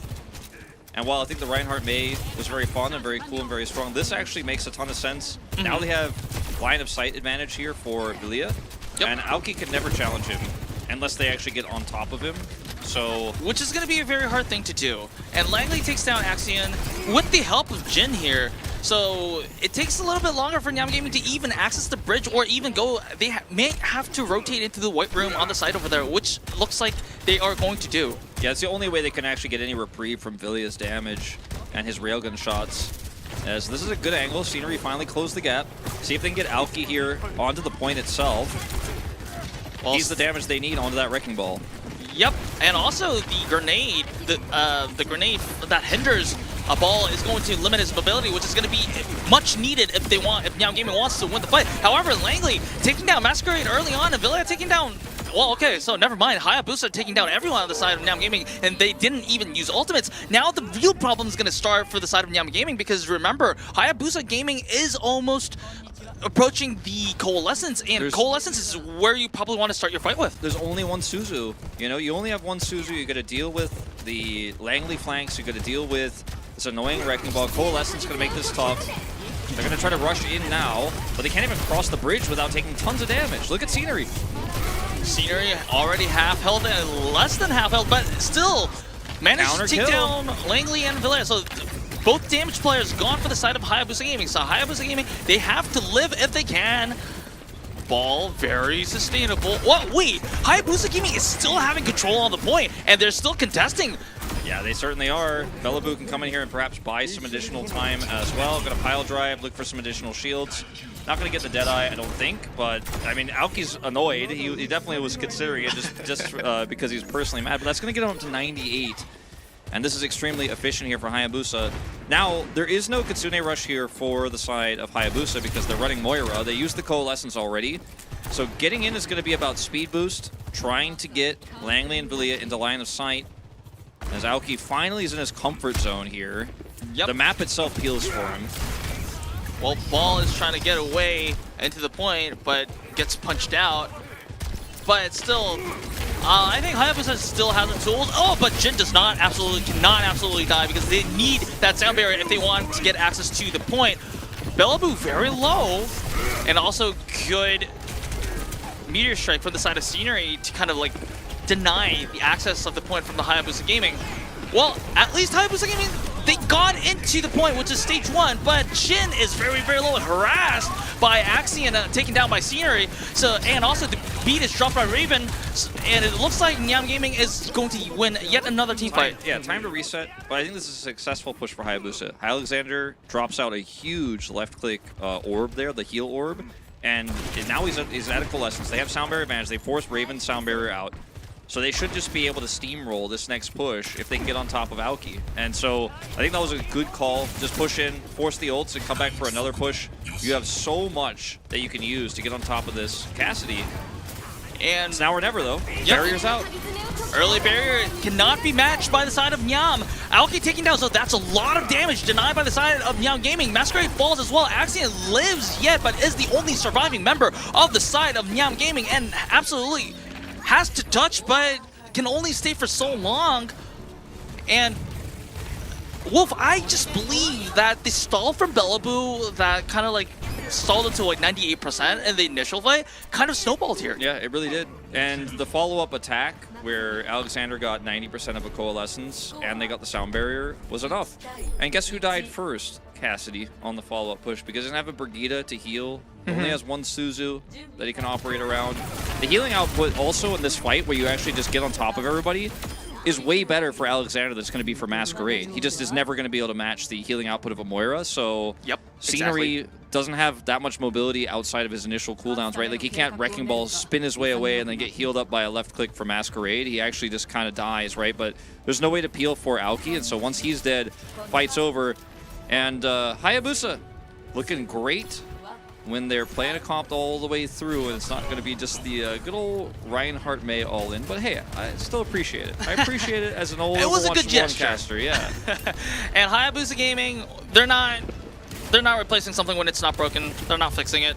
Nyam-Gaming, they did fix a little bit. Aoki is playing a little bit mobile version of the Cassidy, and okay, never mind. I thought that was going to be Aoki, but it is actually Villia who is going to take down Axion. So early control on the side of Hayabusa Gaming. But as I mentioned, Nyam-Gaming is, I think they understand that the Cassidy was being bullied a little bit and has a mobile version of that in the form of Sojourn. And I think we're really seeing the difference here in terms of the DPS players that I was talking about earlier. When they were playing Bastion May, it's not, you know, it's obviously it's more about composition, but in terms of the actual skill level here, Axion picked again.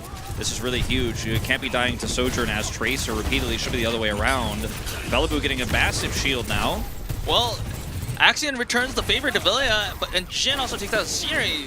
Kills traded a lot, but it looks like Nyam-Gaming will be taking the upper hand unless Bellaboo decides to do an insane delay once again. But this time it is Jin who tries to delay, and Bellaboo, despite Bellaboo's best efforts, this time Nyam-Gaming actually makes the flip before 35%. I think that's fine to just walk away now as Bellaboo. You don't want to actually try to push that any further. Now they're going to go for the dive one more time onto Aoki before he can overclock. That's the goal. Overclock's out.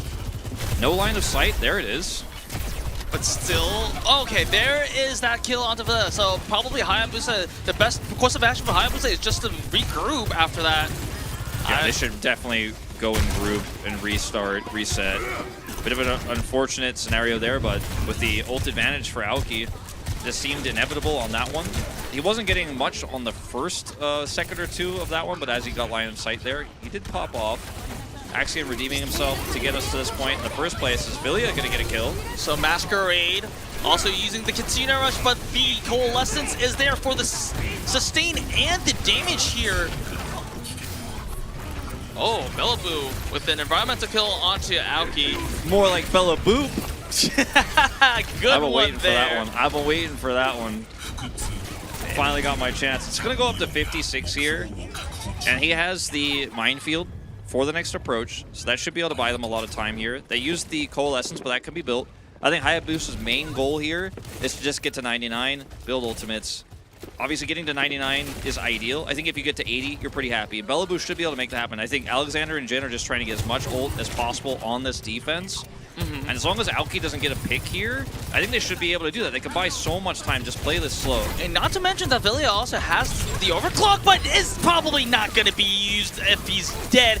Good pulse bomb onto Villia. This is going to swing things in Nyam-Gaming's favor. So remember, Wolf said that if Hayabusa has 80%, more than 80%, they're going to be happy, but will be short of that as they will be giving up the point at 71%. And not only that, they also used the minefield. Yeah, the minefield was committed there to try to buy that extra 10%, 15%, and unfortunately, I don't think it was the right call because the supports are down. They're not actually building ult charge, so this is a big loss here for Hayabusa, you know, in terms of the goal on that last defense. Aoki. Okay, Villia using the overclock, looking for targets, but currently not connecting any of those headshots for a kill at least yet. Oh, but did enough damage to Scenery for Langley to finish out with that pulse bomb. So, good team effort for the DPS duo of Hayabusa Gaming. Alexander taking down Aoki, and everyone on the members on the side of Nyam-Gaming falling. So finally, Hayabusa Gaming in the driver's seat once again. Sustained advantage coming over with Raven dying there early on in the fight. Scenery can't stick around anymore. He goes down, and now Raven is not going to have a sound barrier because he died so early. He wasn't able to, in the next extended fight, actually build up that ult charge. So Jin should have ult advantage here. And Nyam need to somehow buy time and win a longer fight here. It's going to be very difficult to do so, but they'll have Kitsune Rush at least. Good engage here from Scenery. And there is that Kitsune Rush that you've been talking about, answered with the sound barrier. However, Alexander taking down with 91% of that coalescence. That's going to be a big casualty on the side of Hayabusa Gaming. Bellaboo absolutely has to survive and will do so because he needs to be the one to touch. He's not going to be able to do much here. He could touch for a second, but that should be the map. Going over to Nyam. Sound barrier very weak there from Jin. Didn't hit all the members, didn't actually provide the sustain required. And the timing of it was just also very bizarre. I think his teammates just not really expecting him to drop it out there, and he did not get a lot of shielding out of that one. That was kind of bizarre. I feel like that was really the turning point because they were like, half of these players aren't barriered. Let's win this fight. And it was still a tough fight to win, but if the barrier was better, I feel like it's almost guaranteed. I think it was a knee-jerk reaction to the Kitsune Rush, but I think, like you said, it was a little. There would have definitely be a better play. I think what the better play would have been was to kind of disengage as a team and then wait for maybe the opposition barrier and then just counter that.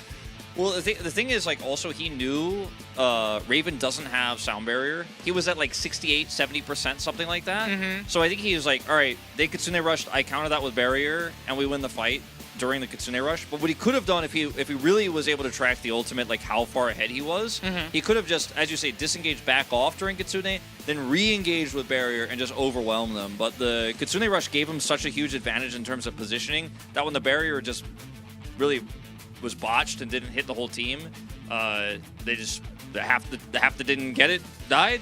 And I think you had the right call. Like, disengage was probably the play there, but they went head on. And that's the map going over to Nyam. Well, but like I said, I think this series is going the distance. Like, this is super close. It's anyone's game to take. And I'm also really interested to see with the compositions that are coming out. We've seen the Rhine Rush. We've seen well, the Doofus dive as well from the side of Nyam, but we're also seeing the ball dive. Well, I mean, can you even call it a dive? Maybe, but like with the Sojourn, right? But so it's kind of dive. It's like pseudo dive. Yeah, kind of. The ball buys space for you to get line of sight. So, you know, it's not dive per se, but it is certainly an opportunity to like actually be able to shoot the enemies. All right, we're going to Midtown.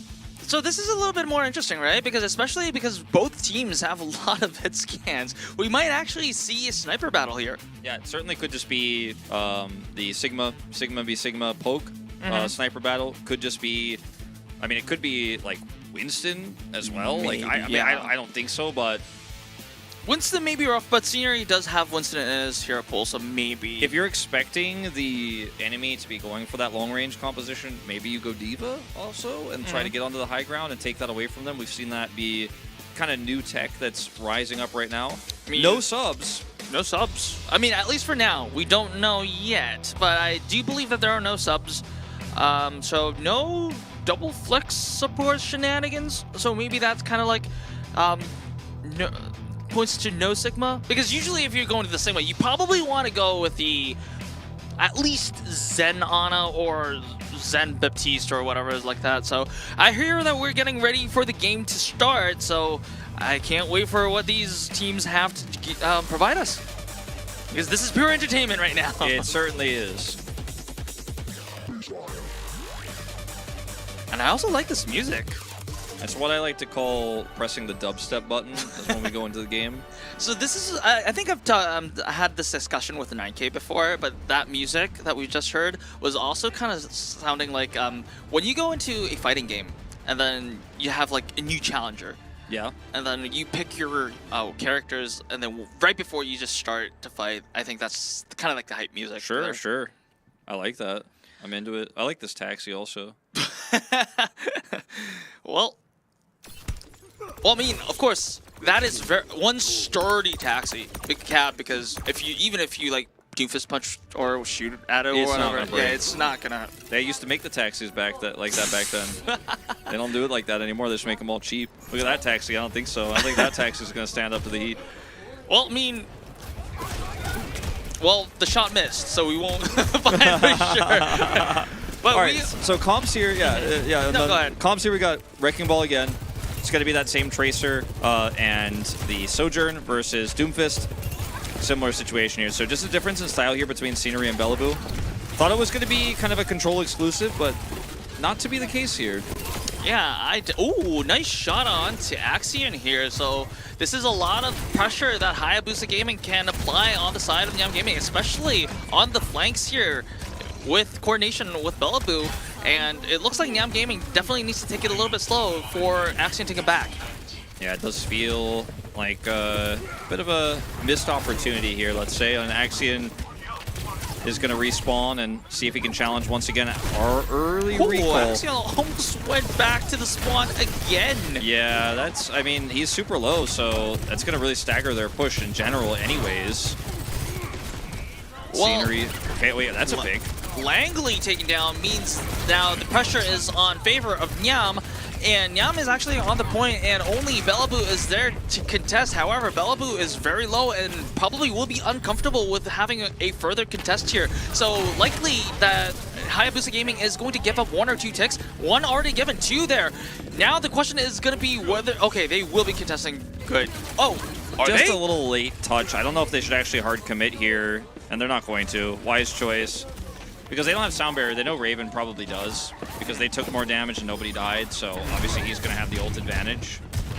And again, this is Japanese Overwatch, and I think, you know, we're not always 100% sure how good the ult tracking is, but it's seemed pretty good so far today, so I trust the Hayabusa are probably pretty aware that Jin's just a little bit behind here. This is a pretty huge time bank, though, and see what Scenery can get done here. Bellaboo also taking a ton of damage. This is just a chaotic second map. Yep, and it's definitely going to be a bloodbath right below the bridge as both teams are approaching most of their ultimates, with the exception of Axion, who already used a Pulse Bomb. So 5 ultimates on the side of Hayabusa Gaming. Nyam-Gaming having 3, opening up with the minefield.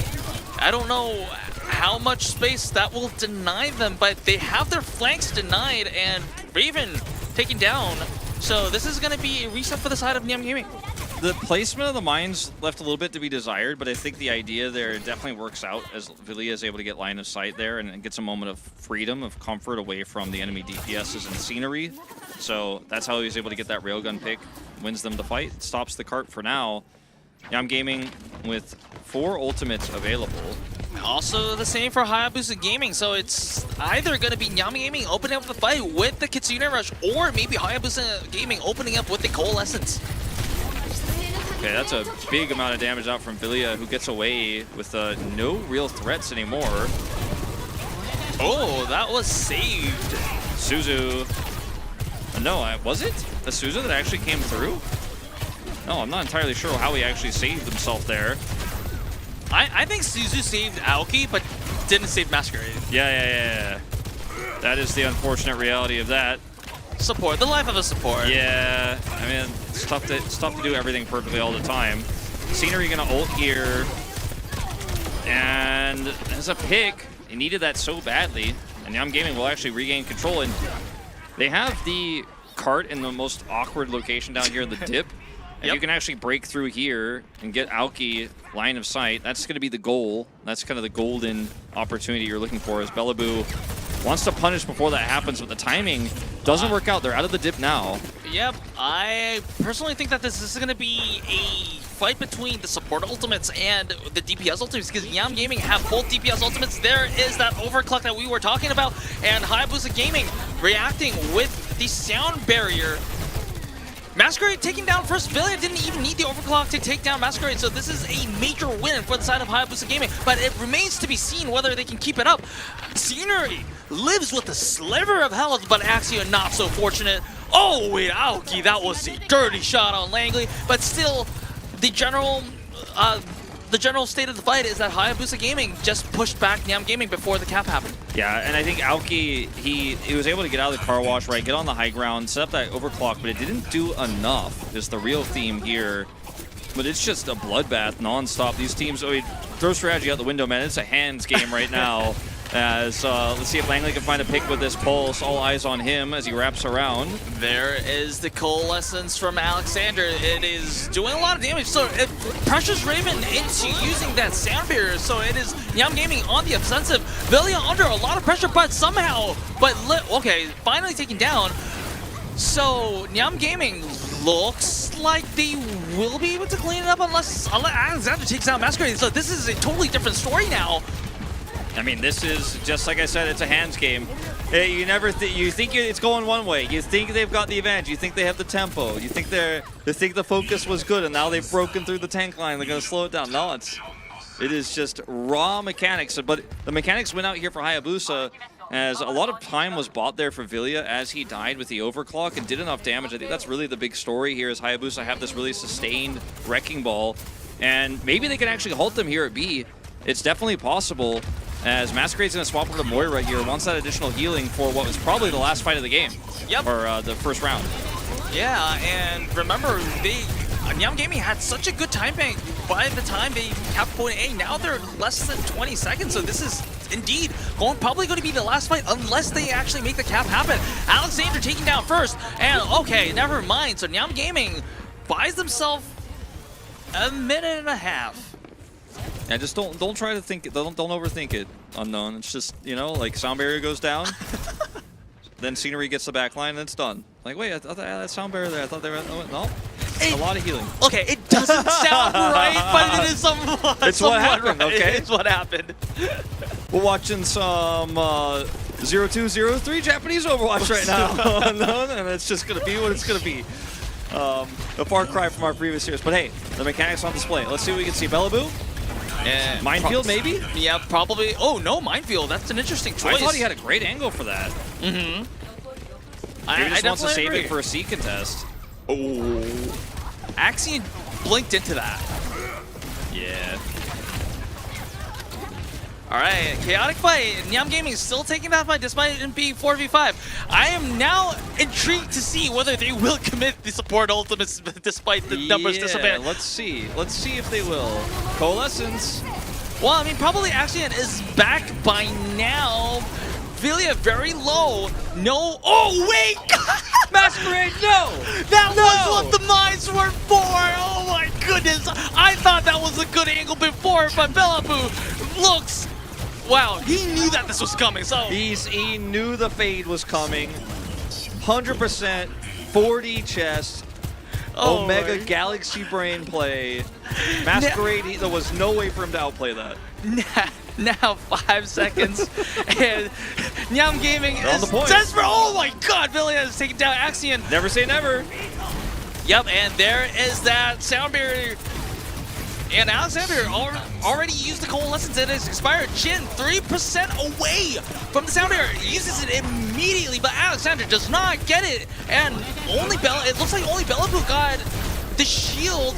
So it looks like a losing fight for the side of Hayabusa Gaming so far. But, oh, that's a good overclock for the side of Aoki. This is going to be a very... It's going to have to be a really prolonged hold here, and Bellaboo, he just needs to build his minefield, and that should be able to stop them from capping. But they need to get somebody onto the point first. It's going to have to be him. Okay, goes in.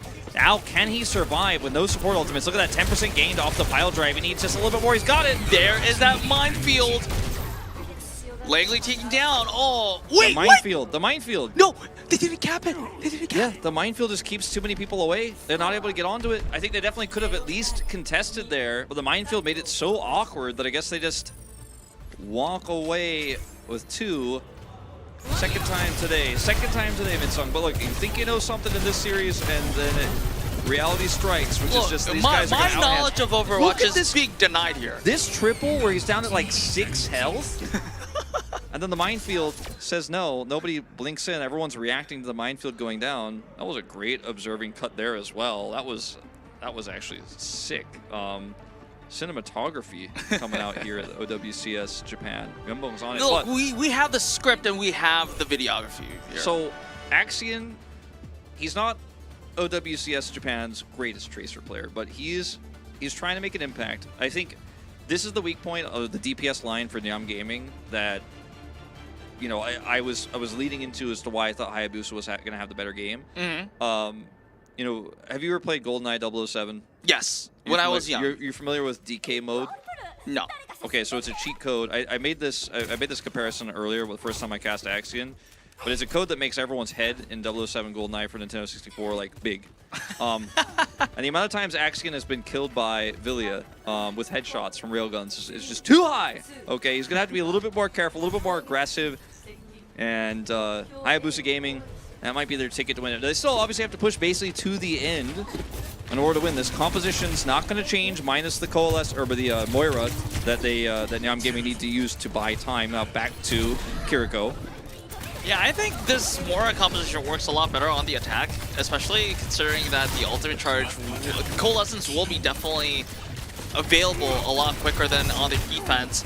But all the other members on the side of Hayabusa Gaming needs to stay alive in order for the heals to come. So Axion is taken down by Langley. Oh, but Langley traded out. Also, Alexander takes down Scenery, so this is a numbers advantage. 4v3 on favor on the side of Hayabusa Gaming. Yeah, that's going to be the cap. Almost certainly. They're trying to wait for a late contest here as Scenery can get back in time. He is hopping his way over. Looks like they might just barely get on. Yep. Oh, wait. Good boop. Okay, they're still going to get on. Scenery very low. The power block is not going to be enough to save him. Langley doing a lot of damage with the help of his teammates. Villia taking down Masquerade. So Nyam-Gaming does try to contest after giving 2 ticks away, but in the end, it will be a very fast Hayabusa Gaming cap on point A. But remember, anything can happen. When Nyam-Gaming was attacking, they had a lot of time as well. Yeah, they had like 430. Hayabusa's going to have 510.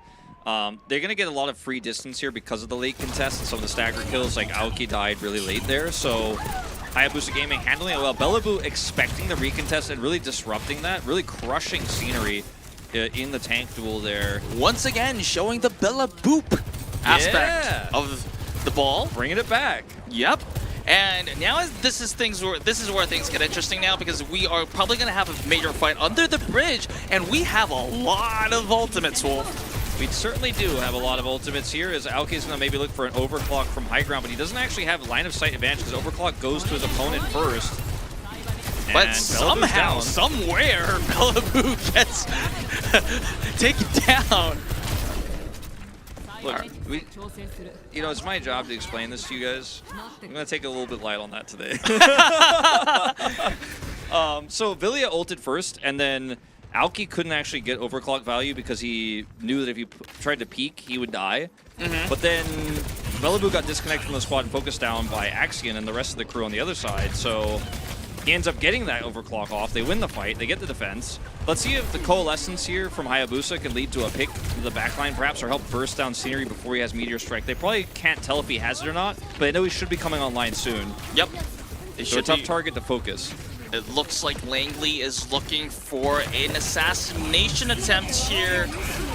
Coordinated with the ball, but Raven Soundbearer is there to help him out. Both support ultimates used by the side of Nyam-Gaming, so now it's going to be Hayabusa's advantage to a certain point because Alexander still holds on to the Coalescence.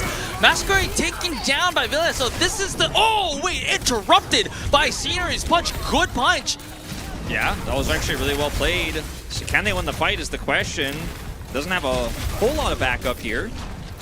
At least Nyam-Gaming has to give up a little bit of ground, probably wanting to contest because 2 meters in, and it's going to be point B cap for the side of Hayabusa Gaming. And by the looks of it, it looks like we should, rightly so, expect Hayabusa Gaming to cap this, but it's taking longer than I expected it to. Yeah, it certainly is.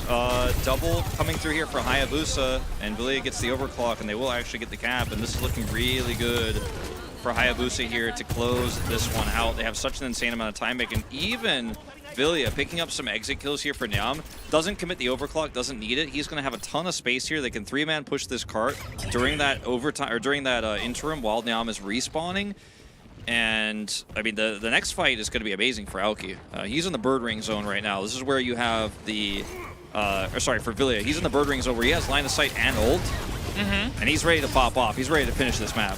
And whereas Bellaboo is just vibing over there, and he has the ultimate, maybe expecting another fade, but Villia is going to be the man of the moment as he is taking down people left and right. And of course, his teammates are there to assist him, but it looks like with only one ultimate, Hayabusa Gaming taking that fight. The way this map is balanced, Unknown, is around the fact that it's hard to get line of sight as the attacking team, but Nyam gave them that freely. As I'm going to hold my thought on this because we might have a big minefield. Or just a later minefield. Yes. And also just, pushing people around, because you don't want to get punched.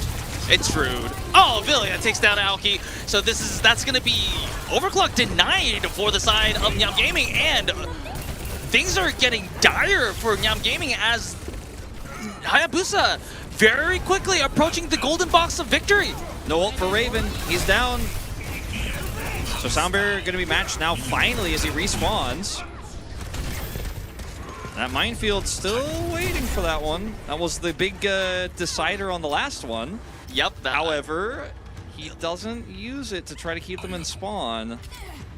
Well, maybe he's waiting for exactly the right moment, and there is the Zenyatta pick from the side of Masquerade. He's just spamming. A melee of encouragement from Villia as well onto Bellaboo, Get that minefield up. He doesn't have his overclock. That is going to be what is probably going to be the demise of Nyam-Gaming here. Masquerade's Zenyatta swap here can buy some time. I think it is a good call. It's going to help shut down this ball because they need to discord it and blow it up. There is that minefield we've been looking for, but the question is, will it help Hayabusa's cause? Langley dying certainly does not, and Hayabusa Gaming, yes, they still have a minute and a half, but things are starting to look dicey for them. Yeah, Jin taken out here now. And that minefield was super lackluster. The last one was obviously on contest, so very high impact. It actually was alone what stopped the push, but this time he doesn't really find anyone with this. And he's getting burst down so quickly due to the Discord orb. And one more lost fight means Masquerade has Transcendence. So Villia, he's the main character now. He actually needs to use his overclock with line of sight to get a single pick, and then they can follow up. But before that, like Bellaboo's just fighting in the neutral. I want to see what Villia is up to, because he's going to have to be the main character. He has to be the one to close this one out. He's under a lot of pressure. And I'm definitely sure that Nyam-Gaming also acknowledges this as well, as they will be focusing fire and the dive efforts of Villia. Villia, at least for the current moment, slides back to the safety of his team, and there is that overclock. He's just not getting anybody. Scenery's buying a ton of time. Scenery, very low, the power block is there. However, now he actually takes out Masquerade for 6% before the Transcendence is there. So this might actually be it for the side of Hayabusa Gaming. That's right. No 3 Overwatch here in Japan. That's not what we do. We tie it up. We get a good series here. And the thing I was going to get into earlier is the map is balanced around the fact that if you had line of sight, if you have a strong attacking push, you're going to be able to shoot the enemy team like fish out of a barrel when they come out of spawn, right? And they're in that location trying to contest C. And I call it like the Bird Ring zone because the first time I cast Sojourn was when I did a show match series that Bird Ring played in, and he played Sojourn on this map, and he killed like 6 people, and there was only 5 people on the enemy team. And they were able to get that freely because there was a late contest that went very poorly there for Nyam. And once you get to that angle and you have overclock, it's insanely hard to mess it up if you're a good hit scan player, which he is. So he gets several kills there. They get close enough to finish. They do get stopped there, right, because the mine feels a little bit awkward, but that was a really critical mistake, I think, if we go all the way back to that contest of B, because if you just let that go and set up to deny line of sight, then that overclock is just not going to be as good. So, just keep all these things in mind. I think that was really the pivotal moment of this map. Alrighty, we have an interesting series in our hands as the series is not match point by halftime. So finally, we'll definitely get to see what both of these two teams do as we move into push. But before we go to push, we're going to a short break, so don't go anywhere.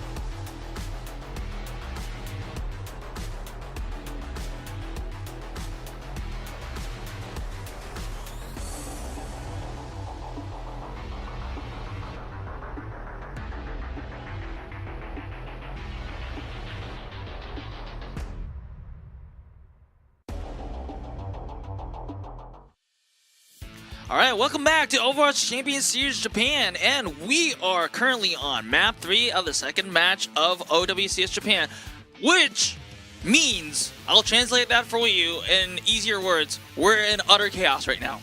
Yeah, it is.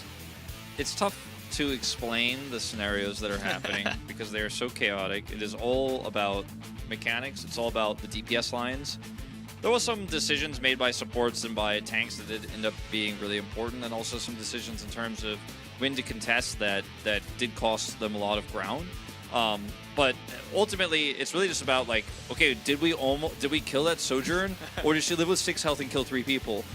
Because stuff like this just keeps happening, where we're seeing picks that shouldn't happen come through, and some hard forces. So I just want to tell you guys, strap in, put your seatbelts on for the rest of this series. We're moving to push now. It's going to be Esperanza to start things off. We're seeing a lot of Esperanza. Like, this was a, I guess, choice between Esperanza and Colosseo. Yeah. I don't know. I mean, at this point, I have no idea which team want to play which map right now, because this is so different from what we've been seeing so far. Yeah, it certainly is. So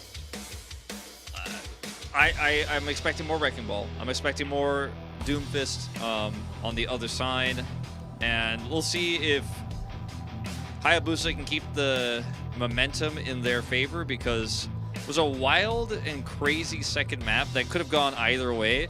Nyam, on paper, seems like the stronger team today, actually, now that we've gotten into these first 2 maps, but maybe Hayabusa will just clutch it again. Yeah. I have no idea. I mean, again, I don't have the slightest idea either. I do kind of slightly feel that after Midtown, Villia kind of has the upper hand, and especially the DPS, hit scan department. So it depends on what the setup is going to be. If both teams are going to have to set up their teams like around their hit scan DPS, maybe Hayabusa has a higher chance. But again, I'm going to be very surprised if the Torbjorn gets to play. Please no. No, I saw Torbjorn in the qualifiers. That was enough for me. All right. It didn't win. Oh. It didn't win. All right. It looks like we're not going to have a lot of changes to... Unsurprising. Tracer, Sojourn, Doomfist, Tracer, Sojourn, and Wrecking Ball. They're sticking with what they've been practicing. Well, beats me, because that's all they've been playing so far. Yeah. And besides the Reinhardt May of course situation. I mean, did they even practice that? Like, is that something that... I think they did. Okay, of course. I think that was a prepared composition for the first part of Lijiang, but it just didn't work out after they lost control. As, you know what? Hayabusa here, going to lose out in the tank fight, so now Villia has high ground control, but this also means that the cart, or the robot in this case, is going to go over to Nyam. So high ground doesn't mean anything if you can't secure those Elims. Meanwhile, Bellaboo. Ooh, that was a big pole driver, but does not lead into any kills. Aoki here looking for a good headshot, but is quickly losing energy. Scenery was looking for control on the high ground, but costs him his life a lot. I don't think he expected that much damage to come on his side, even with the power block, but Villia taking down 2. Unfortunately, Doomfist just doesn't have the same sort of sticking power that a Wrecking Ball does, or that a D.Va does, even when you get up onto the high ground. So once he goes in, he can't really easily get out, and if the damage is layered on top of him, he dies, and that's a lost team fight right away. We'll see the swap over to Wrecking Ball from him as well. He's just had enough, doesn't want to actually be contesting high-low ground with Doomfist anymore. And Bellaboo just annoying him too much, so he's ready to match. And now we're mirrored, minus the Kitsune, right? That is going to be available here in 25 versus Coalescence, quick builds, healing throughput from Alexander. Remember, the second fight is the most important, so this fight is what may seal the early fate for both of these teams. And it looks like Hayabusa Gaming will be having a lot of the ult advantages coming in, except for the pulse bomb from the side of Axion. But Hayabusa doesn't even need it, because they're just making eliminations happen in the neutral game, and arguably the most important fight goes in the way of Hayabusa. And they're going to get the cap as well. It looks like very likely. Yes, because they will be having an advantage on an ultimates in this fight. And also the high ground control here, which is not really contestable for Nyam at the moment. Look at Scenery trying to flank on it and then ends up losing all of his health bar. They're going to commit the Kitsune. I don't know about that. That was a good shot on the side of Villia. And in the meanwhile, like, Bellaboo was just chilling. He just pushed the robot and just capped the point while all of the rest of his team was, like, you know, in the middle of a fight. And Bellaboo, despite being late to the party, he also registered a kill, and that's more mileage on the side of Hayabusa Gaming. He put down the minefield on top of the point, was able to then just allow his teammates to counter the ultimates coming through, and the shot from Villia to kill Masquerade after Kitsune, which I think was a bit of an overzealous call for Nyam, ends up getting punished super hard, and now they have this extra spawn advantage. Now let's see what Scenery can get done with this minefield. Yep, has to make it impactful because they have a long way to go. He looks super uncomfortable on the Wrecking Ball right now as well, in terms of the positioning we're seeing him look for and some of these pile drive attempts. Definitely looking like Bellaboo is the better of the two balls at the moment. Let's see that minefield. Not going to commit this time, doesn't have the angle. That was the overclock for the side of Aoki. Dev finally is able to connect on to Bellaboo after a few shots. I mean, I think that was about like 4, maybe 3 or 4 shots into the ball to take him down. However, I don't think Hayabusa is particularly concerned with this because they knew that they were going to eventually lose a fight, but with Aoki expending that overclock, maybe Hayabusa is going to wait for their chance of opportunity and get back. Yeah, let's see if Billy can get on this high ground here, as Bellaboo is going to be able to have a second minefield before Scenery uses his if this does continue. Well, okay, got him! all right, the of doubt, and then... Yeah! Well, I'll be fair, Langley kind of could have blinked out of that, maybe, but... Oh, baby, the minefield value, come on! All right. Let's give him some credit. All right, actually, no, it is actually pretty big because remember, now we're contesting for the cap here, and if Nyam-Gaming actually makes that cap happen, we might be, like, we're not even yet, but it might be on a little even ground. Oh, wait, the push onto Bellaboo made it so that he didn't... He got Bellabooped! Yes! All right, that's 3. That's the last time, I promise. No, it's okay. I mean, he got a little taste of his own medicine, but Langley is taking care of Scenery. Yes, the cap did register, but it looks like Hayabusa maybe... Okay, they're in trouble, actually. Yeah, they're in big trouble, because the sound barrier was actually pretty good from Raven. They were able to win the fight without, with missing a member because of it. Langley going to trade back a pulse kill, though. And this is just going to be like the longest fight over a reset that I've ever seen. And, I mean, I really want to credit Raven there, because before Bella... Well, it was about the Bella boop, right? If that mine was on top of the point, maybe that cap wouldn't have been there. Oh, no, 100%. Like, I think the boop was actually really huge, and that's what stopped the minefield from going over, which allowed the cap to come through. The sound barrier comes out as well from Raven, who built it faster there. So they end up winning that fight, winning this ensuing fight, and now finally Hayabusa gets some level of control back here, as the Coalescence damage was pretty big. Despite the, counter kill there from Scenery, it's a huge win here for Hayabusa. Now they've pushed back to neutral. And we're only 17 meters the difference between these two teams, so still anything could happen in the last 4 of this game. Kitsune Rush is going to be how Nyam wants to try to get Aoki on this Cassidy swap into position for damage. A very greedy pick again here. Might not pay off, especially because they don't have control right now. Kitsune has to be big. And remember, the Cassidy doesn't have fond memories, at least on the first map of our series here. And there is that opening Kitsune Rush from the side of Nyam-Gaming. Aoki just shooting. That's not a pistol, that's a machine gun with the help of the Fox God here. So it's a successful Kitsune Rush. He gets into position there. He's, even with the debilitating grenade, not able to get Bellaboo below half, but still it's a one-team fight. And that's going to allow them to get back control of this robot. The question is, how long can they hold it? And the longer the Hayabusa Gaming can hold in this position, it's going to be beneficial for Hayabusa Gaming, because remember, Villia is going to have that... Well, they already have that overclock online. Yeah. He's got line of sight, too. The question is, will Raven's sound barrier be enough to save them at the current moment? Yes.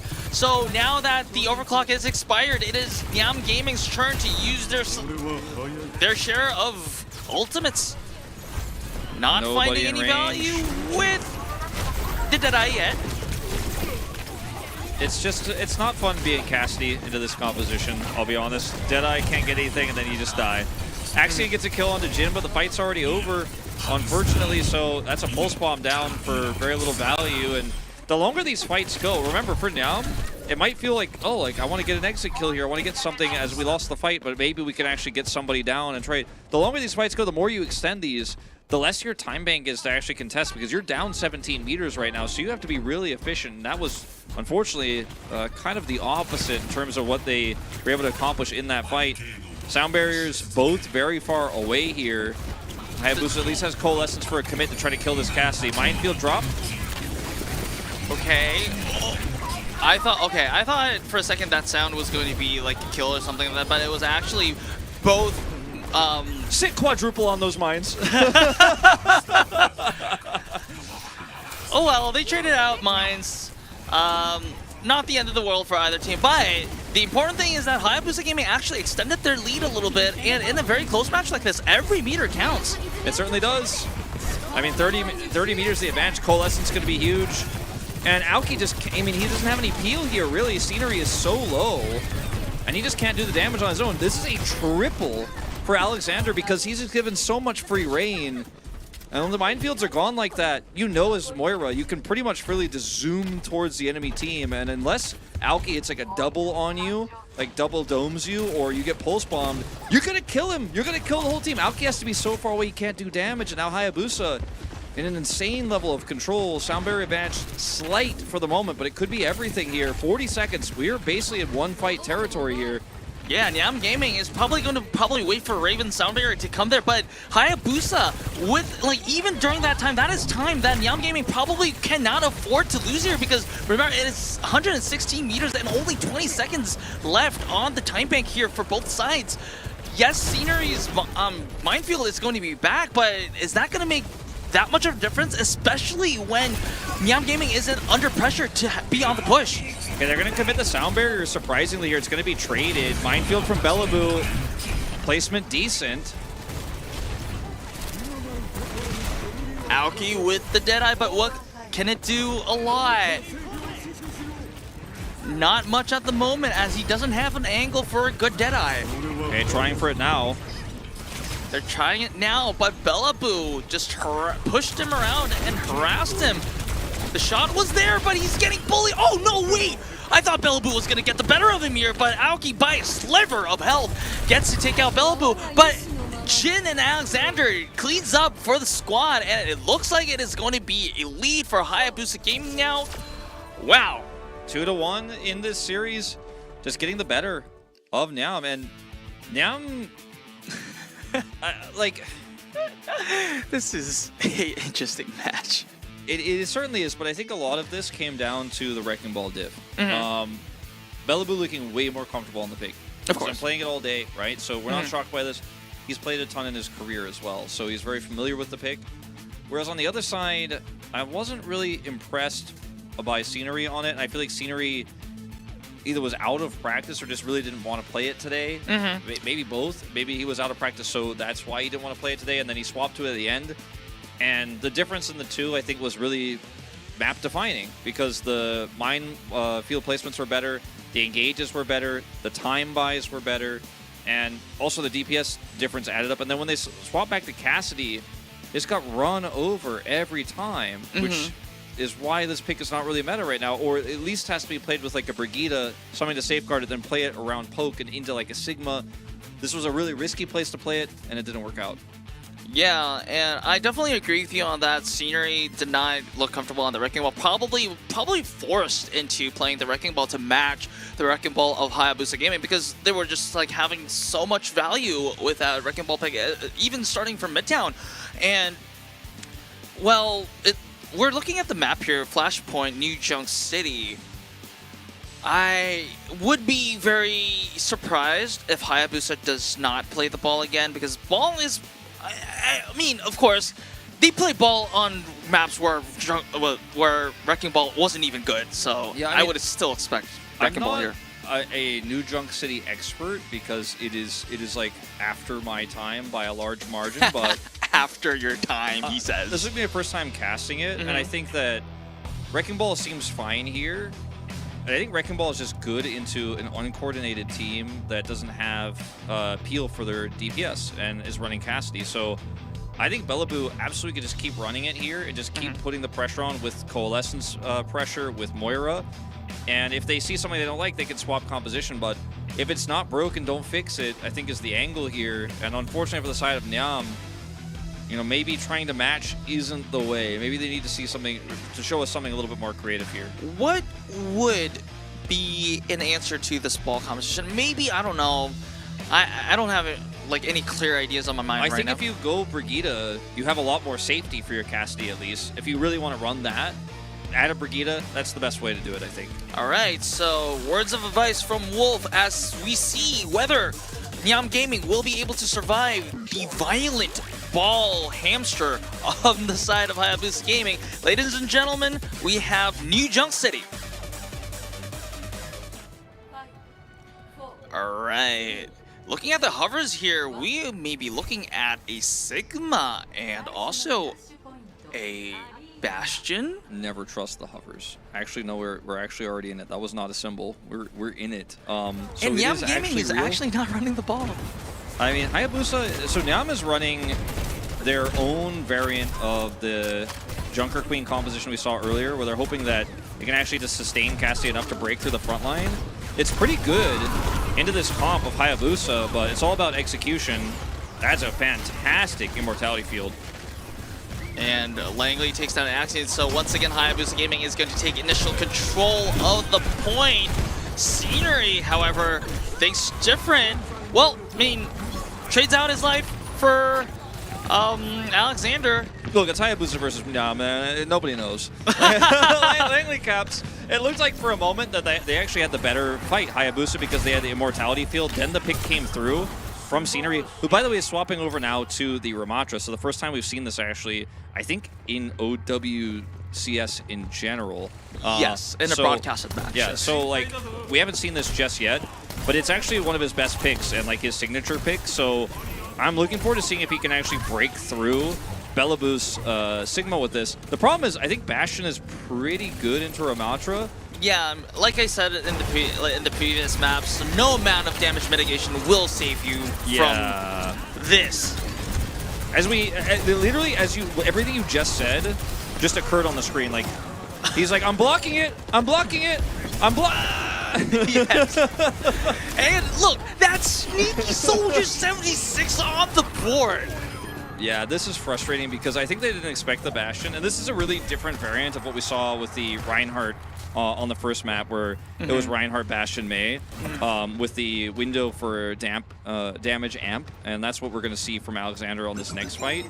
Well, I think first, a delay. Yes, we're seeing. I think this is the first time we're seeing a Bastion ult. I don't remember seeing this in Legion. Well, that's a lot of poke. And that's a dead Ramatra. That's Bastion Batiste is kind of silly. I mean, it's criminal. I would say that it's criminal because that's I would be very, very upset if I was Scenery right now. Well, he did nothing wrong. I mean, okay, he stood in the wrong place. Yeah. Nyam also, I mean, they really tried to hard force a few different weird decisions in this game, and they lost the first fight with Junker Queen, and then they were like, okay, let's swap off to something that might be a little bit more stable. Went over to the Ramatra, but then the Ramatra just got burst down, so he's so far away from ultimate. And you're down a point here. You're down the, your DPS here is now ult-based or half ult-based. Like it's Genji Soldier unknown. I don't know. Well, I mean, Genji is known to be good against the Bastion specifically, but it takes a long time to be online. Yeah, that's the problem. And like now Aoki has Tac Visor, but I just don't know if we're going to see any of that beautiful tracking, because how does he get into range, into position on high ground here to actually challenge any of the backline? Like maybe he could try to find Jin, or Alexander, but Immortality Field's a thing, and then if Vilya ever looks at him, he dies. Yes. So that's kind of a problem for him. Yeah, I mean, also there's the variable of Bellaboo's shield and also, you know, damage mitigation from the side of. Yeah, I mean, there's just so many ways to block out Aoki's relevance here. And Ramatra ult is only useful if you can get onto the point itself. And that's a far cry here. Here comes that attack visor. Let's see. Yeah. So the choice from Hayabusa Gaming is going to be the sound barrier. And Aoki, despite his best efforts, and with that new gear, Tactical Visor, it's not going to save him. And, okay, how did Omnix not win the Omnic War? I don't know, man. It's still a mystery. One day we'll have that explained. Yeah. He's actually just gonna ult. Just and that's gonna guarantee poke here onto these players who are trying to come over for the recontest. So by the time they get here, they're gonna be first slowed and then also chipped away at. Actually, that's pretty good. It also gives them information on the approach angle. Yep. And I mean, they're not going to win this unless they get a Dragon Blade in this fight, and Scenery's going to have to try to buy time. There is that Masquerade to exactly do that, and Scenery might also want to use the ultimate here. Here it comes. Annihilation. Let's see it. Immortality Field buying so much time. That was not super high value. Raven gets a pick somehow, though. Yeah, but, oh, okay, there we go. Blade time, maybe? Oh, he's so close. Oh, Villia's already down, so probably no need for that. Well, okay. Finally, I think this is the first time in New Junk City that Nyam actually won like a real team fight. Yeah, I mean, Axion, he was playing that really well. I thought he was going to yoink the blade when he actually went for that last Swift Strike, but he didn't need it. As you said, Raven got that first kill.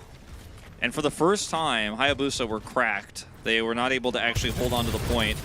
And now it's going to be Flux Engage here that they need to actually try to win this, but Raven will have the answering sound barrier, and Axion has the blade. This might actually be a tie 1-1 after this defense.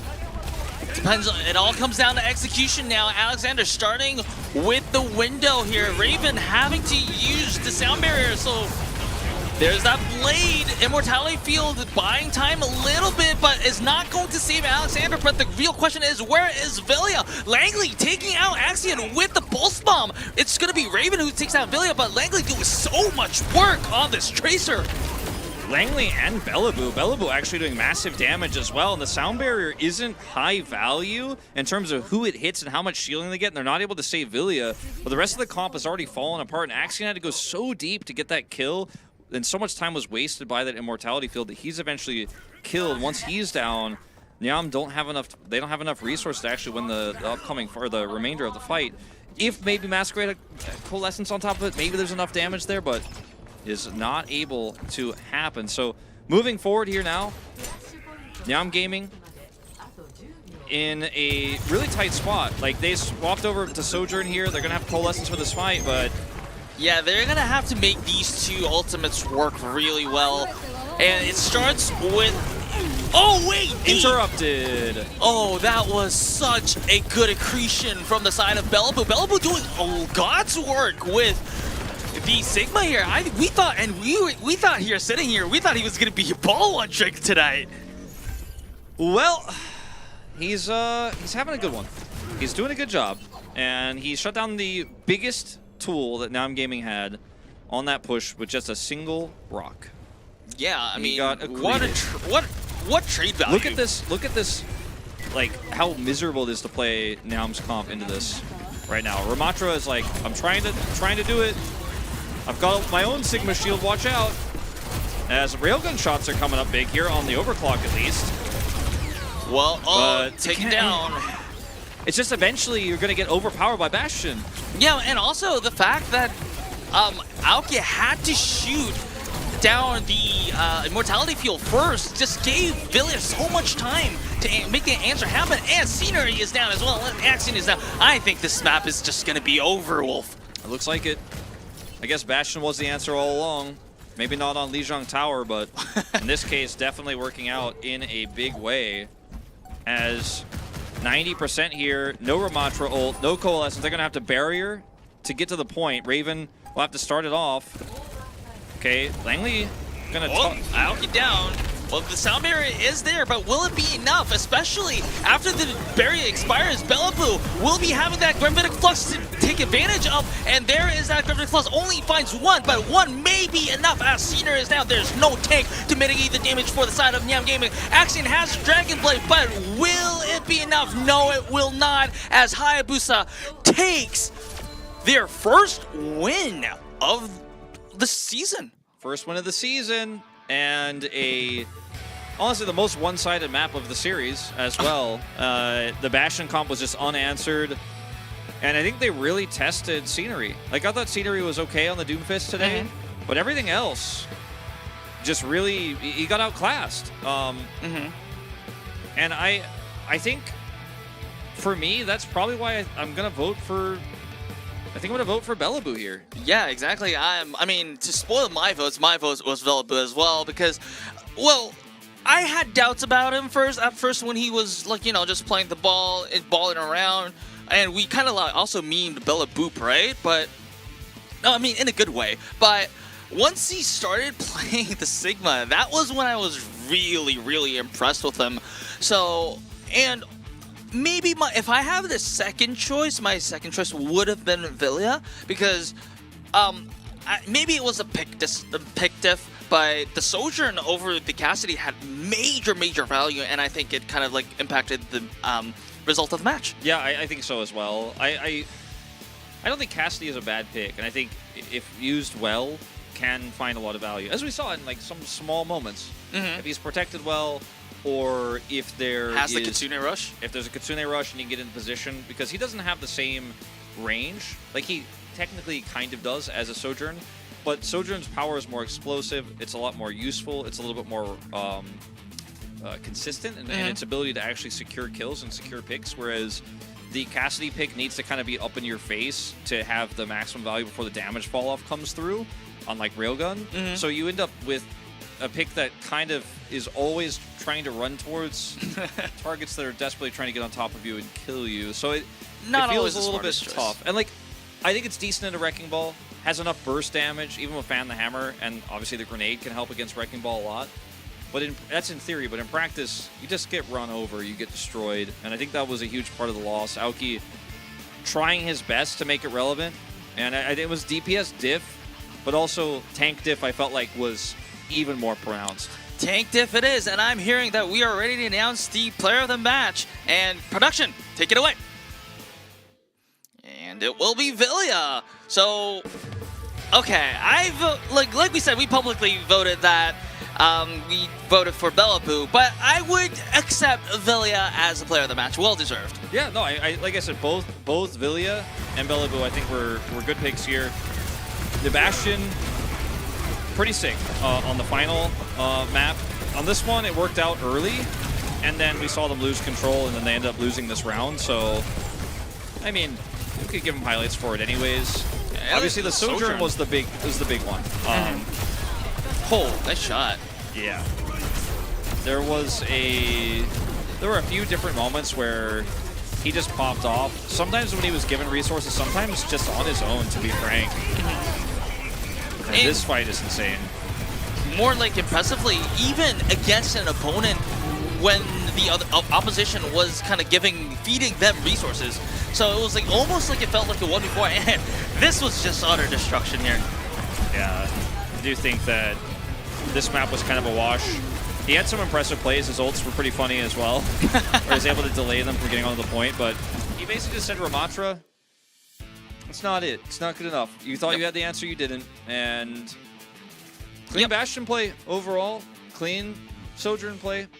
And I think, I don't blame the Japanese casters for voting for him. All right, and definitely, we've been saying, I think this kind of all comes back to when, at the start of the match, when you kind of predicted that Hayabusa Gaming has a little bit of an edge on the DPS department, so maybe, like, comes to full circle. It was, of course, also a tank diff, but also I mean, I wouldn't discredit Nyam-Gaming so much. They made it as close as it could be, and they made it as entertaining as it could be as well. However, at least for tonight, it was the DPS department, especially Villia on the side of Hayabusa Gaming, that shined today. And it's really, really important because Hayabusa Gaming is now 1-3, Yeah. and they desperately needed that win if they wanted a chance for the playoffs. Oh, I see over there.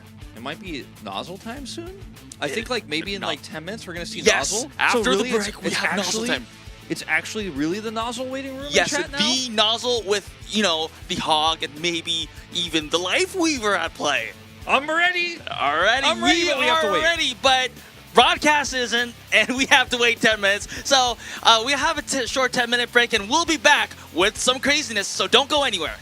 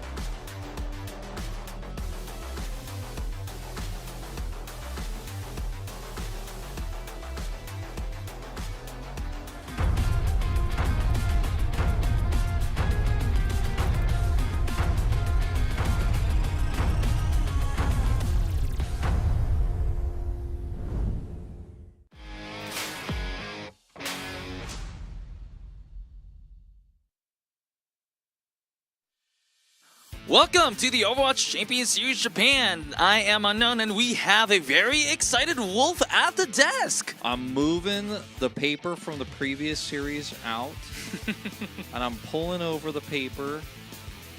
Let me just make sure this is real. I'm not a dream. It says right here. Yeah, let me check my notes as well. Versus Namekuji brothers. Yeah, the Hog. I mean, of course, there's more to Namekuji brothers than Nozzle, but is there though? I would say yes for the sake of just being unbiased, but you can be a biased asshole as you want because Nozzle is a star, rock star, and and you know it. Look, no one has in the history of OWCS made Roadhog successful, except Nozzle. Gesture? Okay, never mind. Yes, Nozzle. Yes. Did Gesture play in OWCS? No, he did not. Okay, so yes, in the Nozzle. history of OWCS, there is one hog for me, okay? Alrighty, and wow, I mean, I'm just sad that you didn't even get to cast that match where Nozzle I know. had that one. I know. It's actually the worst thing that's ever happened to me.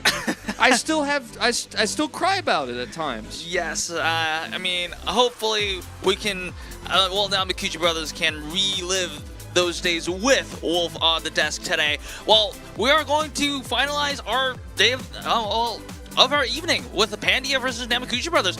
The energy is so big that I'm even fumbling over my words. Wolf, all right, so Pandia are coming in as favorites. But this is the antagonist. These are the antagonists to Nozzle's story, okay? Yeah. Zessen, Sanyo, Docs over Chang today, as is expected, and then Nevis and Mimosa. This team plays pretty unique styles. I think Docs has one of the widest hero pools out of anyone in this tournament right now. Is he the best tank player? No. But he can play pretty much anything, and I think that's one of the really cool things about him. He played Zarya with Zessen playing Genji, and that was what happened on day one of the tournament. So you just don't know what to expect with this team. They will play Echo Tracer dive with Doomfist. They will play Zarya Genji. They'll play Sojourn Tracer. They're really quite a flexible roster. And even though Nozzle's on the other side, I expect them to be the favorites. Now, here are the heroes of our story today. CC2, who loves Hanzo. Bambi, who plays Pharah when it doesn't make sense, but he's going to do it anyways. Nozzle, my man's on the Hog. And then Jisoo and Menhera. And Basa, who I don't think... Look at the Hog there. That's right. Are they going to play Sombra Echo? Nope. No. Are they going to play Hanzo? Yeah. Probably. And are they going to play the Lifeweaver? Maybe. Are they going to play Lifeweaver? Yeah. Well, I mean, yes, they did revert to the Lucio a little bit when they won. Yes, well, last time around. But yes, they have those... They have the romance in them. Like, they have... Yes, the classics in them. They have the Hog power. Yes. And, I mean, yes, also, I don't want to break the good vibes. Yes, Nozzle does play a little bit of the Doomfist when things get rough, but his moments of honor were always with the Hog. Yeah, he just wants to he plays Doomfist to remind people that they want to see his Hog. Alright. Sometimes he's like, you know what? It's an honor to have my Hog.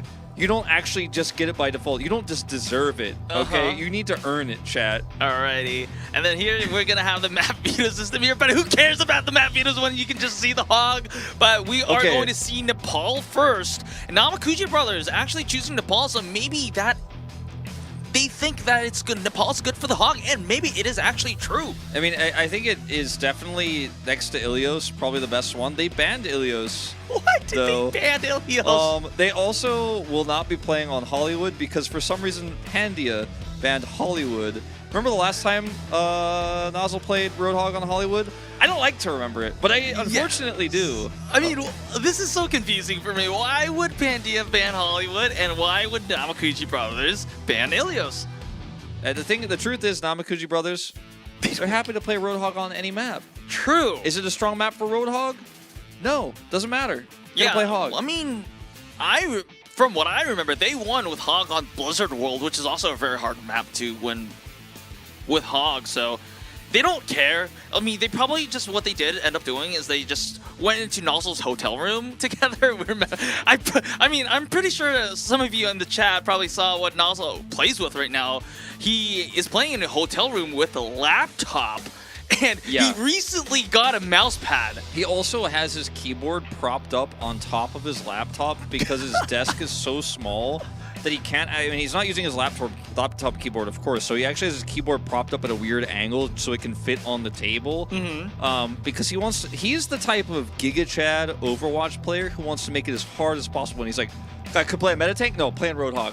Playing in the comfort of my home? No, play in a hotel. Playing on a desk that has enough space for my equipment? Nah.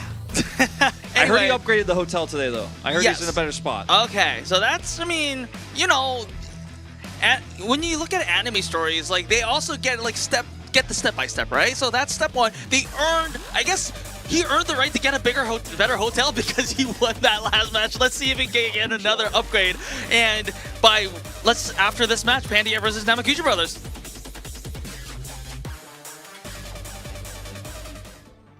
Let's see.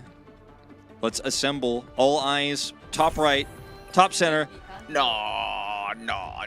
He's just letting you know you don't always just deserve it. You know, you gotta want it. You gotta want it. You gotta tell. You gotta beg. You gotta ask him. But the Hanzo, but the Lifeweaver, what happened? But the Farah. But the Farah. Meanwhile, over on Pandia's side, looking like they might be running a little bit of poke here. And Sojourn to come through might just be Sojourn, Tracer, and it doesn't necessarily have to be Tracer here for Sanyo though. My heart is full now. Well, I mean, we knew. He just wanted you to know that, like I said, you gotta actually earn it. We are blessed with the Hanzo and all right, let's see if he can get any hooks into a drop here, because this is one of the only maps in Overwatch where you can actually pretty consistently set up kills that way. Has to be played well, of course, in the neutral. This is a fantastic comp from Pandia into what Namekuji's running. By CC2. Yes. I mean, CC2 thought he would be the one that would watch out people, but it's actually Navis who is going to find a lot of value with the Zenyatta here. Nozzle falls as well. I mean, of course, the rest of his team was down as well, so not a lot of ways he saved there. So they have a range advantage, and they have Zenyatta poke, they have Batiste poke, they have Discord Orb for Nozzle, so he's not going to live very long. And they could just kind of break through with the DPS passive that was added on this patch to the healing that Menhera is trying to put off here. So look at Nozzle, like, trying to play the game of Overwatch. He is the GOAT, but I mean, there's limits, okay, to what he can do. Hey, episode 1 of every anime starts with, you know, the main character getting bullied on. Yeah. It wouldn't be a true Japanese Overwatch story if you didn't have hardship. Well, the hardship continues. Yes. So the other thing about the Lifeweaver, so Lifeweaver has really high healing output and can build an ultimate very quickly. It's just a bit of a stagger kill here. So if you end up getting the Tree of Life on the point, if you have point control, it's like almost impossible to kill Nozzle because he's got damage mitigation with his take a breather. He's going to have, you know, some insane healing output from the Tree of Life, and so you can set up hooks, you can be in front line. Otherwise, you're just getting poked down. And right now, without control of the point and without that Lifeweaver ult, he's getting poked down. He's getting discorded. And the Lifeweaver can pull him back if he decides to go in for a hook and doesn't get anything. But then you still just lose control of neutral. Yes, and this is precisely what is going to happen. I think Namekuji Brothers is probably going to wait for all their ultimates to be online, which is slowly being that point. But remember, this is a map of control, and it has been 80% of control on the side of Pandia so far. There is Nevis's Transcendence, so a lot of ultimates used for the side of Pandia, but Namekuji Brothers need to start winning these fights unless it's going to be an easy 100-0 for the side of Pandia. That Dragon Strike, even the observers couldn't find it. Oh, wait! It actually showered the Hog. So friendly fire! Yeah. Well, that's going to be the first round. Well, I mean, that didn't happen. So the GOAT of Hog, Nozzle, he is the Roadhog player. He's a resident across all of OWCS Asia. We don't have any other regions online just yet. There's been qualifiers and some streams and stuff like that, and some roster apocalypse over in North America, but no real OWCS yet. So he's the only one. You could argue is the best one at it, right? Because no one else is doing it, so there's no proof to the contrary. But even he can't stand up to all that Discord Orb damage, the CC from the accretion, the poke. It's a rough time. So it's wrong. So that needs to be changed. I'm just saying, They're doing my man Nozzle dirty, man. They're using all the tools that Overwatch 2 has to provide to crush a Roadhog, and they're doing it with ruthless efficiency. It's just not fair what they're doing to my boy. And wait until you see an Ana with those anti-nades. But yeah, that's the only thing they don't have, but the poke is actually arguably more valuable here. Alrighty. Bambi's living. Bambi living on a slimmer somehow. Living. CC2 again on the Hanzo.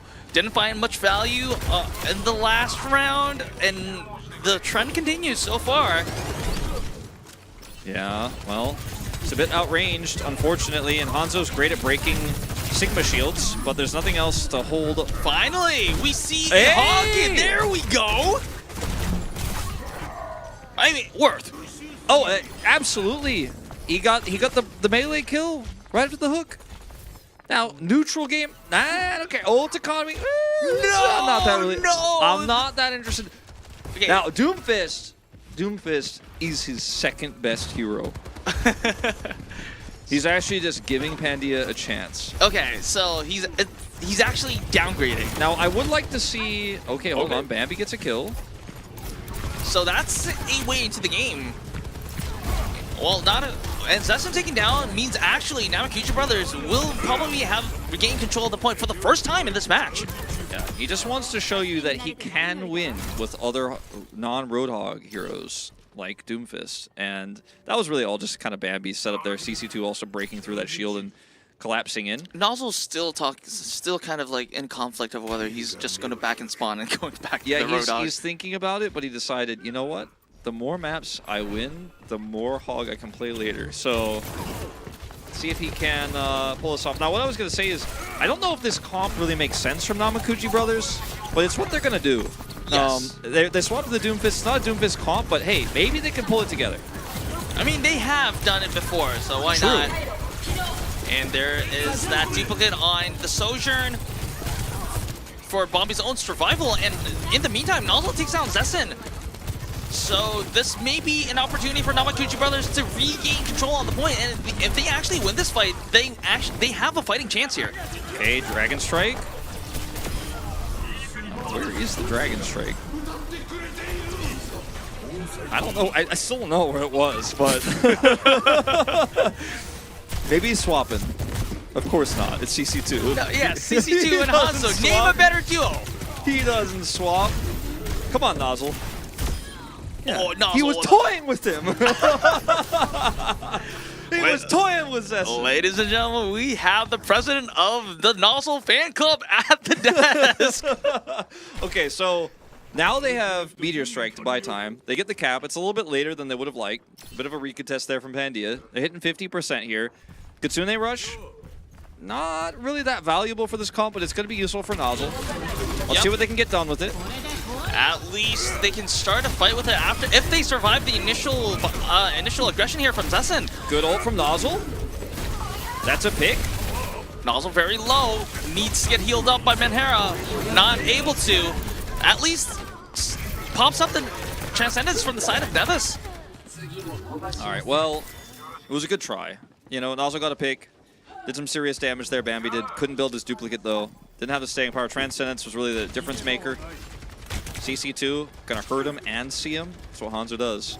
Yep. He's seeing him and he's hurting him.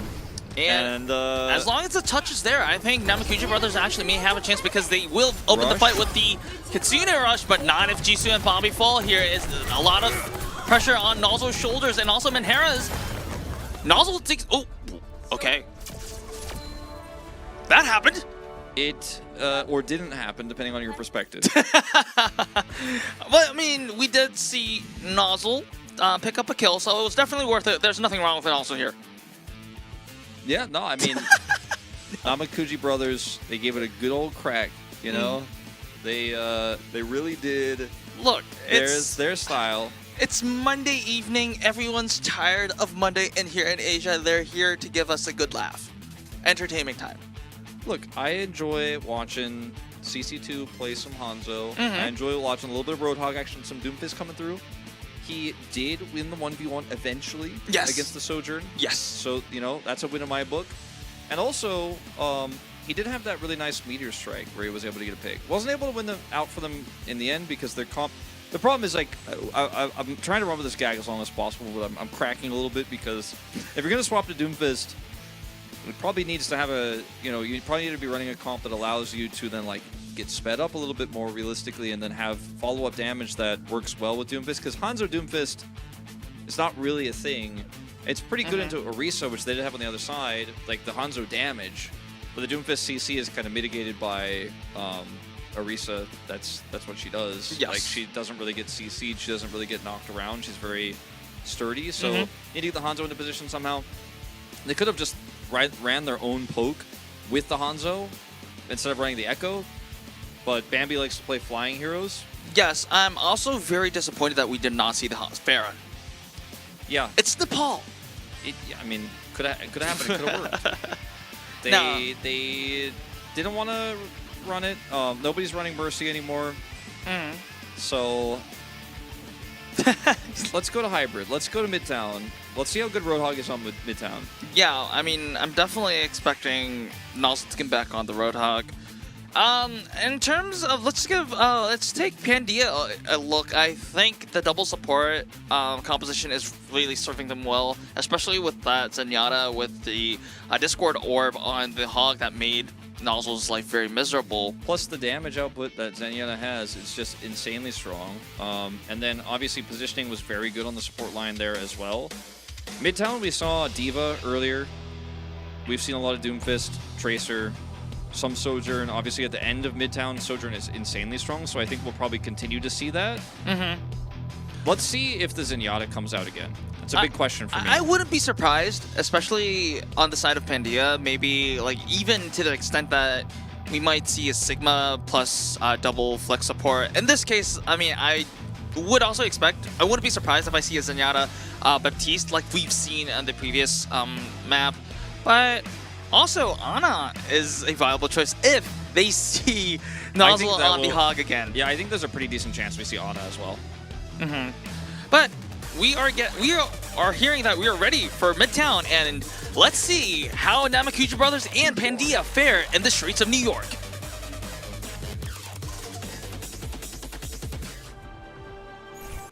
All right. Looking at the hovers here, Pandia at the defense, they are likely, this is going to be likely comp for the side of Pandia. Interesting choice in the form of Ashe and Iliari.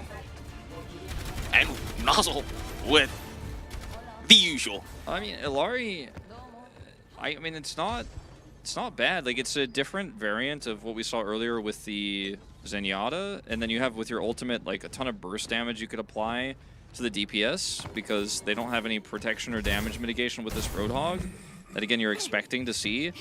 Ashe Dynamite plus DPS passive means Nozzle, he won't be living very long. He doesn't have any armor, so let's see if they swap after they see this. Well, because my money's on no. My money's on Nozzle's playing Roadhog, and that's what he wants to do. Yes, I mean, I believe that Zessen wants a serving of roasted, well, pork today, but that's probably not going to be the case because Nozzle's probably not going to swap out of the Roadhog. Oh, CC2 very, very low. Got insta-healed. So, credit to the Namekuji Brothers. Look at how quickly line. Menhera is building his Kitsune rush because of all the heals he's putting into Nozzle right now. He's actually halfway there already. Oh, good. That's the hook. That's the hook I'm looking for. By that, wow. That's not the spear he was looking for. Yes. That's okay. Look, 60% of a Kitsune rush. As they're going to clear them up, they'll have to see a reset. 60%, 70% of a Kitsune rush. That rush could get Nozzle in the hook range of an Ashe. Yeah, that... Maybe he pulls Sanyo out of the sky. That's going to be a feat, and that might... If that happens, wow. Well, then my vote's going to be for Nozzle for the Nothing's impossible, okay? He's just taking damage, and Menhera is like, I'm healing it up. We're going to have that Kitsune rush in no time. Just give me 15 more seconds. Ooh. Okay, CC2. Now they can push forward even without the rush. This is an opportunity. And Sanyo is also down, so depriving Nozzle of the opportunity to hook Sanyo down. The hook rather goes on to Nevis. And despite Dox's best efforts to help him out, it is going to be Nozzle time. Wow. Well, Nozzle Fox just actually getting out of that? Well, That's insane. Yeah, Nozzle decides to spare him. Oh no, never mind. Off screen. Nozzle takes the violence off screen, and Sanyo. They didn't get a tick. I just want to reiterate. They did not get it. They did not get a tick. Okay. They will. They finally have, but they haven't secured the point. Let's see if anyone can get in here to respawn. Sanyo's over here. Bob's out. Good shot. Look, Nozzle's very low, but we have the ultimates there. Look, Giga Chad, Nozzle, just giving him one more chance. Well, Bambi? Bobby's a little bit more sweaty here. He's duplicating into the Orisa, but did not get enough ult charge for the Terra Surge. The Terra Surge, oh! So it was CC2 and Nozzle denying Docs of that Terra Surge, and wow. All right, point A secure for the side of Namekuji Brothers. And the Immortality Field with his ultimate there. Immortality Field notoriously difficult to kill with Whole Hog, but he's able to pull it off. Even the police have been called here. They heard the Nozzle is on the loose. Yeah, he's in on New York. fire. And he is definitely on fire as they actually do get the cap. So it looked a little bit rough there around the edges at first. Yeah, I was a little bit worried when they only had one tick even after the couple of kills that was registered over there. Oh, good headshot kill. Oh, not kill, but a good headshot on the side of CC2. Okay, trying to break this shield is going to be relatively easy. But what's on the other side he might not like as much. Yep. I mean, breaking shields easy, surviving not as much. Tactical retreat.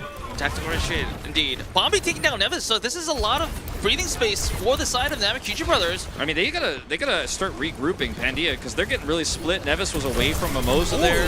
That was a good hook. Yes, it did register as Docs killing himself, but it was eventually the hook that led to that elimination. Yeah, and also good hook on Sanyo as well. Pandia really need a group. Like, they actually just split so hard and trickled so hard on these contests that it looks like it's just free B. A little bit late on this one, and that is actually Nozzle is going to go down. It might have actually been a pick onto Docs there. He's pretty lucky they weren't grouped up to kill him, and they will actually succeed the contest, but not before the point and that time bank go over. Yeah, I mean, even though Nozzle did go down after that cap here, the cap has already been registered, so I mean, I don't think Nozzle's going to be too bothered with that, right? No, I don't think so.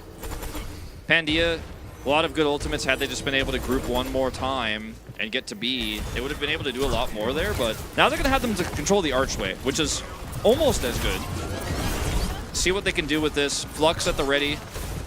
And Nozzle, he's off in the side room here, but he's angled in such a way it's hard to discord him. Oh, that hook was nasty!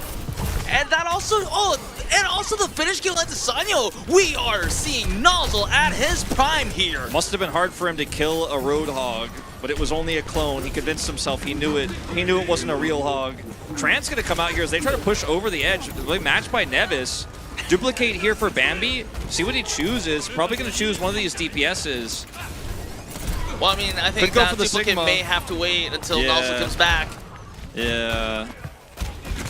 I was really hopeful there that maybe we were going to see an extended contest, but Nevis, his Transcendence was obviously second, better timed, and will be enough to stop them. But in the end, it was a good ultimate trade on the side of Namekuji Brothers. Remember, Pandia used almost everything in that fight, and Namekuji Brothers still have a lot of ultimates. They still have Dragon Strike and Whole Hog. And not the most impactful ultimates in the game. Wait. Well, that was unfortunate. That was unfortunate. I had hope for a minute that maybe Namekuji was actually going to do it. I thought maybe they were going to finish this map. For a second I thought, man, Jisoo ultimate getting into position, but no. Nozzle's going to swap, which is wise. CC2, I think it's in his contract. He's not allowed to not play Hanzo, so he's going to stick with that as well. But Dragon Strike really hard to get value with. Yeah, that's rough. I mean, yes, Docs did get the kill credit for that, but that was almost all on Nevis. Yeah. So, like, the problem with this Dragon Strike is that it's almost useless in this scenario because you're not breaking a one fortified position. Pandia are actually grouped up, split with high ground control and archway control, rather more than high ground control. They can, of course, kite back to high ground, but Namekuji doesn't have an engage here. They have Nozzle, who's going to get burst down by all the range damage if he goes in, and that's about it. I mean, I think that's one of the reasons why Bobby decides to go with the Genji, which is, I guess, a more reasonable choice. But I don't know. CC2 finally uses that Dragon Strike. However, it doesn't find much. Nozzle very, very low. Bombi also down as well. Zessen takes down Bombi. So once again, a number 6 advantage for the side of Namekuji brothers. Pandia, even with just using the bomb, is looking like they're going to win the team fight very cleanly. Yeah, I mean, a little bit of a kill goes down on the Zessen here from CC2 as he goes down, but at the end of the day, the supports playing this extremely well from Pandia. The Immortality field allowed Zessen to get that kill onto Bambi, who's only halfway to his Dragon Blade. Realistically, this is their last fight. They only get one more push here. It's going to be an overtime finish if they finish at all, and they are so far away from a Dragon Blade. The Transcends is their only hope, but there's a matching one on the side of Pandia. Yep, and Pandia starts with the window, and it looks like Pandia is not even trying to give Namekuji brothers a chance to touch 10 seconds here, using a lot of DPS a lot of ultimates here, and they still have the Transcendence. And Namekuji brothers, Jesus just has to use the Transcendence just to touch, and bloodthirsty Pandia is looking to punish that. Yeah, it's enough. It buys enough time for a contest here, but here's the trance into the blade. Oh, that's the end of this one. Bombi down, killed by the dynamite. Well, it was good while it lasted, though, Wolf. Yeah, it was nice, wasn't it? It was an enjoyable game of Overwatch. Now look, on the defense, Roadhog, hold on, hear me out. On the defense, maybe full hold is possible. All right. I think yes, they still have Namekuji brothers still have a win condition. Sure. Now, if you're going to play Roadhog here on defense, I think you absolutely want to play it with Lifeweaver. And I'll tell you why. I'll watch some of these highlights here. Nevis is right now currently my front runner for player of the match because he's just been so good on this end. Discord orbs have been clean. The trans timings have been nice. But when you want to defend A, you want to all in on defending it, and you want to be able to get the Roadhog out of danger. If the hook fails, if you don't get the elimination, you need to bring him back. Healing output needs to be high. You need to get a Tree of Life before A is capped. If you want to go all in, you need to go really all in. Yep.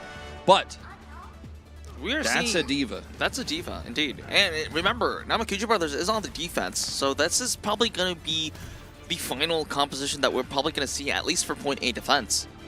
Well, CC2 confirmed in his contract he is not allowed to play anything other than the Hanzo. I'm starting to think Nozzle's lost his identity as a Roadhog one-trick man. He's playing other heroes. He played his second best Doomfist. Now he's playing Diva. The problem with this Diva here on defense is that Pandia will scout it early. And because he doesn't have a Tracer to threaten backline, nor does he have high DPS poke, like the Hanzo's kind of mid-range. When he goes in, there's no one to really follow up on his dive, and then he's going to get demeched, and then Pandia's going to cap the point. So he needs to make sure that he actually just sits on top of his DPSs and doesn't dive. Otherwise, I think this could be disastrous.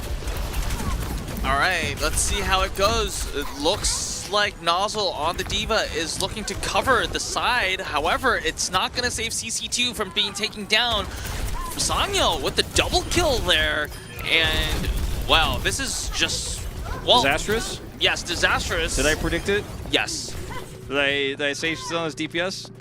And he did it? And then... Perfect analysis, man. This is what you get for not playing Hog. Yeah, if he played Hog, though, and had Lifeweaver, it would have been way more fun when they also lost to the first push. This was just sad, unfortunately. But hey, he's going back to Doomfist. Well, he reverted to his second dive, so we're going... He's saving the Hog for the reverse sweep. Okay. That's what he's up to. I get that. That's a cool storyline. Yep. Everyone thinks he's lost his passion, and then he brings out the Hog in game 3. 3 games in a row, Hog, reverse sweep. Because right now, I don't think this one is going the way of the Namekuji brothers. They have no momentum here. Bambi is so far away from dupe. He did no damage on the first push. They're losing the second fight here as well. Oh. Nevis, man, he is just... he's fragging. Yep, and we also have to mention the Widowmaker here. This is not a pick that we see usually on the OWCS in any region. but I guess, I mean, if you can make it work, because I don't think anyone on the side of Namekuji Brothers, except for maybe an isolated Nozzle, can have access to the Widowmaker. So, I mean, why not? Well, Nozzle, he's got 60% of his ult. We are, I mean... We're at a loss of words right now, because this is sheer violence. I mean, unfortunately, it's just... I really want to see this team diversify a little bit, but they're going to have ults here, okay, to contest B at least. If they just regroup really fast, they can use Doomfist to buy time. Trant's going to come up here for Jisoo. And then like the duplicate, probably. There's a world in which like they have huge ult economy here. They can hold this. The problem is it's a 4-minute time bank.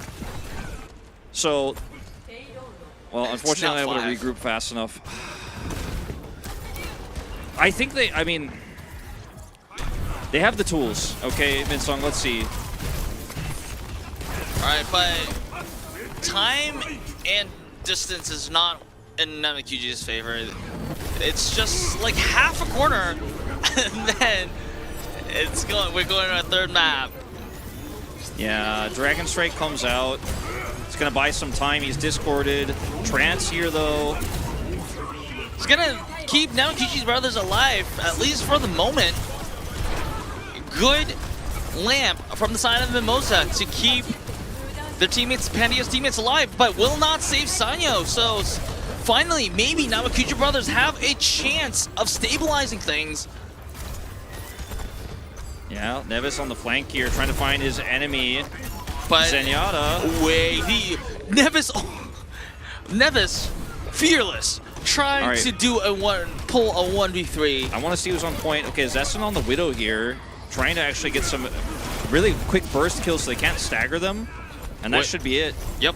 Wow, unfortunate. Like, look, this map could have been a lot closer if Nozzle played the Roadhog. I wanted to see his Roadhog on defense. I wanted to see it.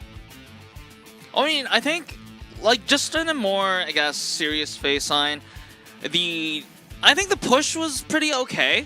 Like, on the attacking side of Namekuji Brothers, yes, of course, it could have been done a little bit better. However, I think it was okay. But the real problem was the defense, because the D.Va didn't work at all and just gave up the first point. Yeah, the problem with the D.Va in that situation was, like, the comp doesn't support it to dive, so it needs to sit on the DPSs and then, like, re-engage. But he kind of went out a little bit too far, and then he got picked.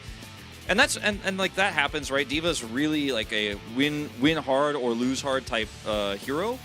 I just think on the defense there, if they're gonna run a comp like this, maybe the Roadhog could have worked better. I mean, obviously he's a lot more comfortable on it. The Doomfist, I think he's showing some promise on, but there's just a bit of a gap here, I think, in terms of the standard compositions we're seeing from Pandia and Namekuji Brothers playing. They started playing their own style, and then they've kind of moved halfway into like.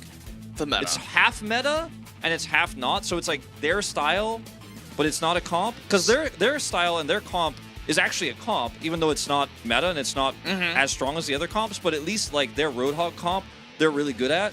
But I think they kind of did like a little bit of half and half. So they're getting the worst of both worlds. Exactly, and that's not what I want to see for the reverse sweep that Nozzle is going to bring us right after the break, right? All right, yes, and we will definitely see if Namekuji Brothers can get some feedback on what they are lacking in the first two maps, and let's see if they can get a comeback, because it's what we need to get Wolf happy. But remember, guys, we're going to have a short break, so don't go anywhere.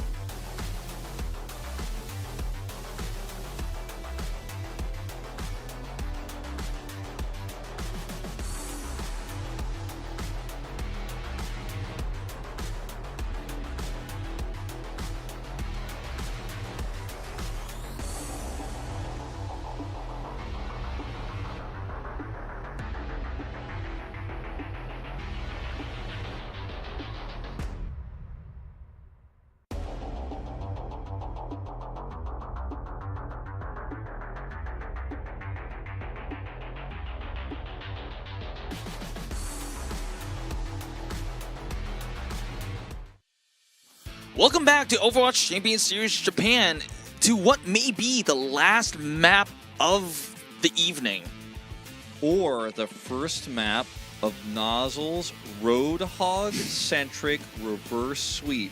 Yes, but Wolf, this has a very, very difficult condition in a sense that Nozzle has to play the Roadhog instead of the Doofus. That's step one.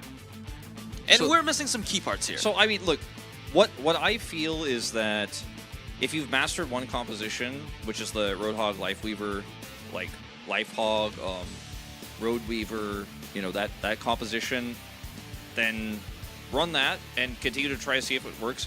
It's a composition that can be pretty easily countered, as we've seen, as we are going to go to Coliseum, which is actually pretty good for Roadhog considering the pool. I mean, it's not good for Roadhog, but it's like the best one for Roadhog, maybe? Yeah, better than New Queen Street, at least. So, if you're going to run Doomfist and you're going to run Hanzo, then there's kind of like some anti-synergy there in terms of what the comp is trying to do, and that's not necessarily their style, so it's kind of like damned if you do, damned if you don't kind of situation here for Namekuji brothers that feels really frustrating. Now, somebody on Twitter, my good friend Rikuppy, told me that Chengdu Hunter's former coach is like considering coaching this team, trying to build something with them. I'd love to see it. I mean, I'm super hyped about this team right now because they're just so fun, they're so unique, they're so different. But being different sometimes isn't enough, Unknown, to get you across the board. If the reverse sweep happens, it's going to have to start now. Yep, because it is match point and on call sale. Again, like you mentioned, Wolf, this is not the ideal map that you would want to play Hog in, but I mean, you don't really have a wide variety of choices here. But, you know, I've been mentioning anime all night here, but usually the best anime starts with the best, well, the hardest of hardships here. So maybe this is where the arc starts. We'll be able to see whether this arc can start or not. I mean, look, the other thing we could see is a Metacop cosplay. Okay, Nozzle doesn't have to throw away his identity. He could still, in his heart, be a Roadhog main, but they could play Roadhog, Tracer, Hear Me Out, and Echo, Kiriko, Lucio. They could run that. No, it's and in his heart, he's gonna say, "Listen, all right, I'm a Roadhog main. So trust me, guys. He's still got his Roadhog tattoo. You know, it's never gonna come. It's never gonna go away. His passion is always gonna be there. But he could try that. Instead, look, CC2's contract explicitly says that he can't play anything other than Hanzo. Wait. Look at Pandia. It's the homage comp. It's the Namekuji. They're running what will henceforth be called the Namekuji Brothers comp. Yes. It's actually, that's what it's called. It's not Lifehog, Hogweaver, none of that. No, it's called the Namekuji Brothers comp. It's more Namekuji than Namekuji Brothers. Yeah. Because Namekuji Brothers aren't playing the Lifeweaver here. All right, let's see. Pandia's got a point to prove. Now, in Hog versus Hog, always hook second. And you should take a breather later. And honestly, like, weirdly enough, I feel like Pandia's comp might actually be better than Namekuji's because they actually have the healing and they're going to have Tree of Life early here. And they're they also still going to have the Discord. Hanzo burst, and they have Discord that can help burst Nozzle as well. We're in for a treat, Wolf. I did not wake up this morning and expect this to happen. I don't think Nozzle did either, and I think he's not happy about it.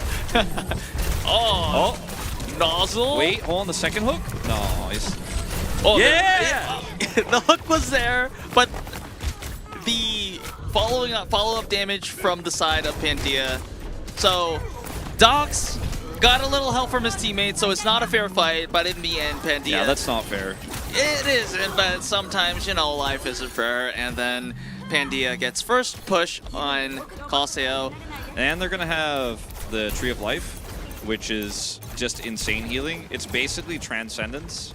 It's destructible Transcendence that isn't mobile, but it is twice as fast on the build. So Nozzle here trying to look for something, but Dox will have some support on his way out. And wait, also we can have be pulled 3 back. Roadhogs on the streets. That's just too much Roadhog. That's too much. Even for Nozzle. Nozzle said, I'm going to take... He got rid of the other Roadhogs very quickly. He was like, I'm the only Roadhog on this map right now. Coliseum is my map, not yours. No other fake Roadhogs. No No Nozzle cosplayers.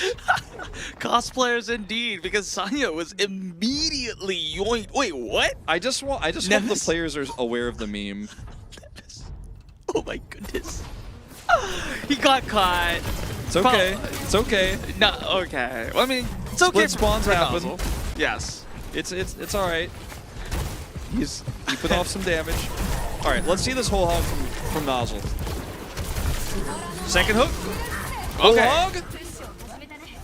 Oh, it's not fair. They healed him. He took down the Life Weaver instead. There you go. So, actually, Namekuji Brothers is going to take the lead, but Pandia probably will have an opportunity for another fight before the checkpoint cap happens, and this time it is going to be Dox with the whole hog at the ready, and also Nevis will be having the Transcendence. Yeah. So, what's advantage for the side of Pandia? So you Tree of Life, but now you have Transcendence, which is arguably better, even though it takes longer to build. Discord Orb going to help make quick work of Nozzle here, so Pandia back in the driver's seat off of this one. Bambi, a bit of a late kill here. Same will be said of CC2. They can stagger him significantly. Down he goes. And now Pandia in pushing the cart here is Menhera. That's a little bit of a late stagger. Trying to get some greedy ult charge there, it looked like. Yep. Some right clicks and will be punished for it. So Jisoo back over to Zenyatta. So it is well, it's not a mirror yet. Menhera probably didn't get the memo that he needs to play Life Weaver instead. Well, he might do it after this final fight with his Kitsune Rush. Oh, Nozzle just burst so quickly here. Well, Zessen actually pretty impressive on the Hanzo here. Wait a second. Bambi? Jisoo. Well, Bambi actually gets revenge on Sanyo for Jisoo. So, might be a little bit of a stabilizing effect here, but Pandia still on the push. Namekuji Brothers do need to contest at some point. Oh, but Nevis! Oh my goodness! Yep, well, that's some big damage coming through the Transcendence as well, just to guarantee the fight win. And that's going to be them taking a 10-meter lead, as well as capping the checkpoint here. So a huge win in the fight. Coming from, again, our player of the match leader, Nevis. All trying to use the Hanzo as he's in the hook, and he still gets out.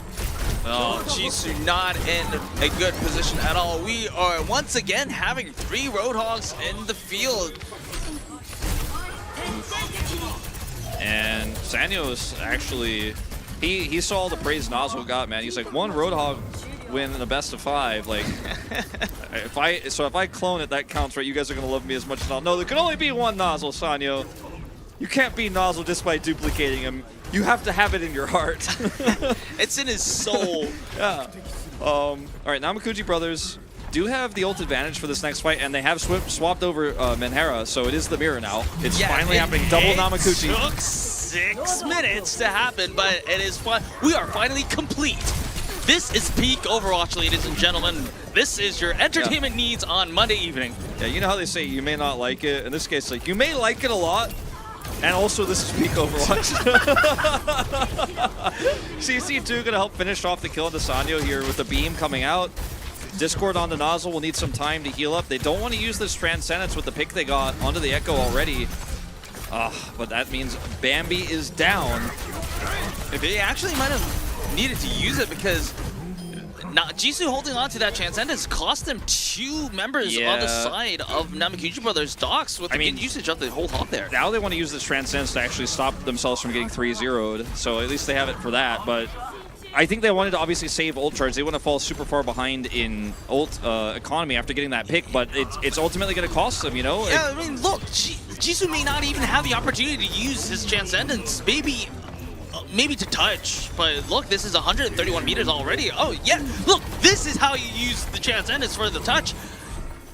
Yeah, we'll get the touch off, but now the duplicate coming through. Another Roadhog for Sanyo, and it gets CC2. And there is that tree. Nozzle taking rid of the fake hog. Some hog supremacy theories in effect. Oh, yeah. I do think that Nozzle knows he's the best Roadhog in this game, even though they are teasing him and running the same comp back. Pandia is just, he's actually basically shouting out the casters. They're saying like, oh, you guys think Namekuji only lose because they only play Roadhog? We'll win with Roadhog. Honor to Namekuji brothers as we destroy them. No, but this is actually the ultimate respect because, look, I agree. Yeah, they're making history here because when has ever a competitive match of Overwatch have played with 2 Roadhogs and 2 Black Beavers? It's only won a series once. It's now going to be doubled by Pandia here, and if they don't win, like Namekuji might double it. So it's just the most respectful thing you could ever do to the Namekuji brothers is to honor their composition, play it well, and you know what's going to be the ultimate respect after this? Pandia used this exact composition on another opponent and win. Hey, it could happen. Dragon Strike at the ready here to stop any contest. CC2 does not have his. That's actually one of the only times where Dragon Strike is going to have insane values in a situation like this, where you can just say, you can't stand here, I'm pushing, there it goes. I want to see Bombi follow the trend and duplicate. Well, he will have to get out of the Death Chamber first. Yes. And that might be a luxury he may not have, considering that there's only a few meters left on the lifeline for Namekuji brothers. CC2's ult is decent. Doc's getting up into the air, he's looking for the hook. No more nozzle! I don't like it! Bambi. Wow! No, Bambi! I know the match was gonna end, but you still need to duplicate the hog. So, you know what? Namekuji brothers lose the series, but Namekuji brothers wins the game because Namekuji brothers comp beats the Namekuji brothers running the Namekuji brothers composition in game 3 to close out the series. Any way the Namekuji brothers win. It's a Nevis player of the match. Nevis popped off on this map on the Zenyatta. He popped off the first 2 maps as well. His Transcendence timings were better than his oppositions, unfortunately, I have to say.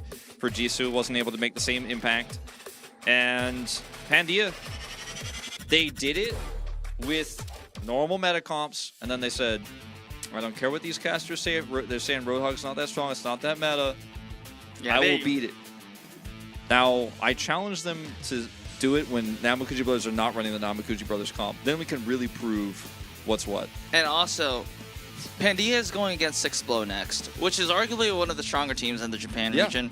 I dare them to use the Namekuji brothers comp and win. And then that's the ultimate way of how you respect the Namekuji brothers and their composition. Now, their legacy, they hold their legacy. Now, in my sheet, I can also tell you the upcoming schedule for Namekuji brothers. So even if Pandia doesn't do it against 6blow, I guarantee you Namekuji brothers will do it instead for them against Ravati, Arise Project, Hayabusa Gaming, and then Insomnia. So even if they don't do it to honor them, Namekuji brothers will then carry on the legacy. They honor themselves. They carry on shine. the legacy. Yeah. Anyways, we are getting ready for to announce the player of the match. Production, please let us know who the player of the match is. Nozzle robbed. Nozzle robbed. Nozzle robbed indeed, and actually, also I'm surprised Nevis. to see Docs pick this up. No, I think what the thing is that Docs played the hog. I mean, he did play Roadhog more successfully than the only Roadhog player, and he ruined all my storylines if we have one hog in our league because he played it. But his Sigma was pretty good, and he did a lot of he had a lot of interruptions on what obviously the composition was trying to do here for the Namekuji brothers, shutting down the Roadhog when he's trying to heal, just bumping him around, controlling neutral on Nepal as well extremely well. His Orisa was also very good. I mean, the guy was pretty clean. Yep. But for me, Nevis, his impact could not be overstated because a lot of the game was actually Nevis just chunking out Nozzle or chunking out the TPSs. Yep.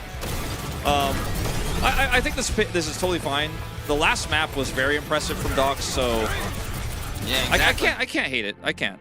Yep, and here is the results for today. Varrel with a 3-1 win against Insomnia, but this match was closer than the numbers suggest. It was a very competitive series on the side of Insomnia as well. And then on our second match of the day, we had Nyam-Gaming versus Hayabusa Gaming. Hayabusa Gaming coming in 3-1 just like the first match, but it was a little bit different in terms of what we saw both in compositions and also in playstyles. Hayabusa Gaming coming in clutch with the DPS department shining up. And then we had the best series of the day and possibly the entire OWCS so far, with Pandia taking down Namekuji brothers 3-0 but man, it was fun.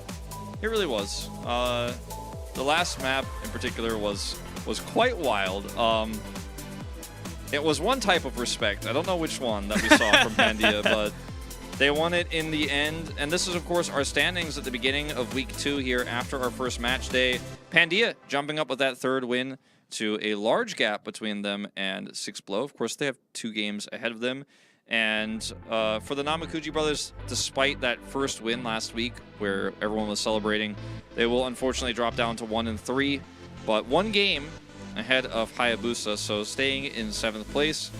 Again, I'm really looking forward to Ravati, what they're going to bring to the table this week, because I think they're the team that, to me, challenges Varrel, 6blow. And also, Insomnia, they're sitting at 1-1, but I don't think that really shows where they are in the rankings right now, because I'd probably put them somewhere between Pandia and 6blow at this moment in time, as I think 6blow will end up passing Pandia as well. It's just with the way the schedule works, they haven't played all their matches yet, but by the end of the week, they'll probably be in 2nd.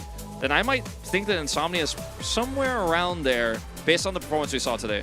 Yeah, and also remember, the important thing is that in order to go and to have a chance at the playoffs, you just have to not be in 9th place. So Namekuji brothers actually, with that win, may be crucial to their chances in the playoffs. Of course, it depends. It remains to be seen whether how far they can go into the playoffs is going to be a different question.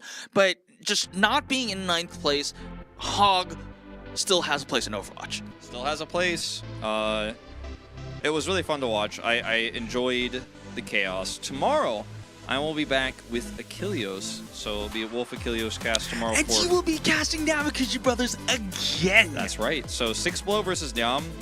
6 might blow them out of the water. 6blow that might be a yes. Yeah.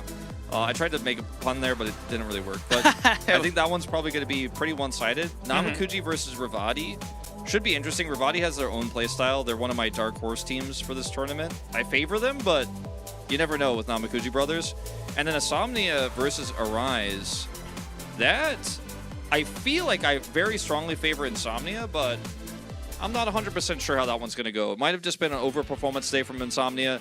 They played Junker Queen really well. A little bit predictable, so maybe if Arise prepare well tonight, they could take the win. Yeah, but overall, I'm really impressed. I mean, not just impressed with how good some of the matches were, but also how entertaining this region could be.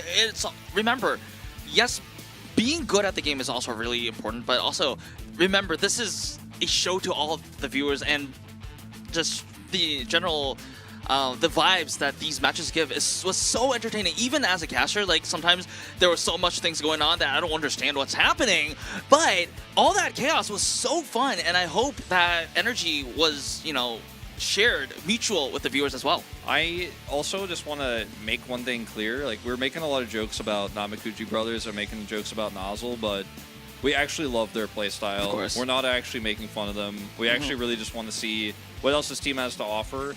And I think, like, I would feel sad if this team was not in my tournament. If we had another team just running a meta comp but poorly instead of them, I'd be like, I'd rather see that Hog, because every day they play, I learn a little bit more about what they're trying to do. Exactly, and they have a special place in my heart already, and I can't wait to see how much more space in my heart that they will have in my heart in the upcoming weeks. But this is all what we have for today, and of course tomorrow we will be having Wolf again with the legendary Achilles Wolf duo. So anyone who has the time, and even if you don't have the time, please tune in to the broadcast tomorrow. But again, this is it for us today. Thank you for watching, and we'll see you guys tomorrow.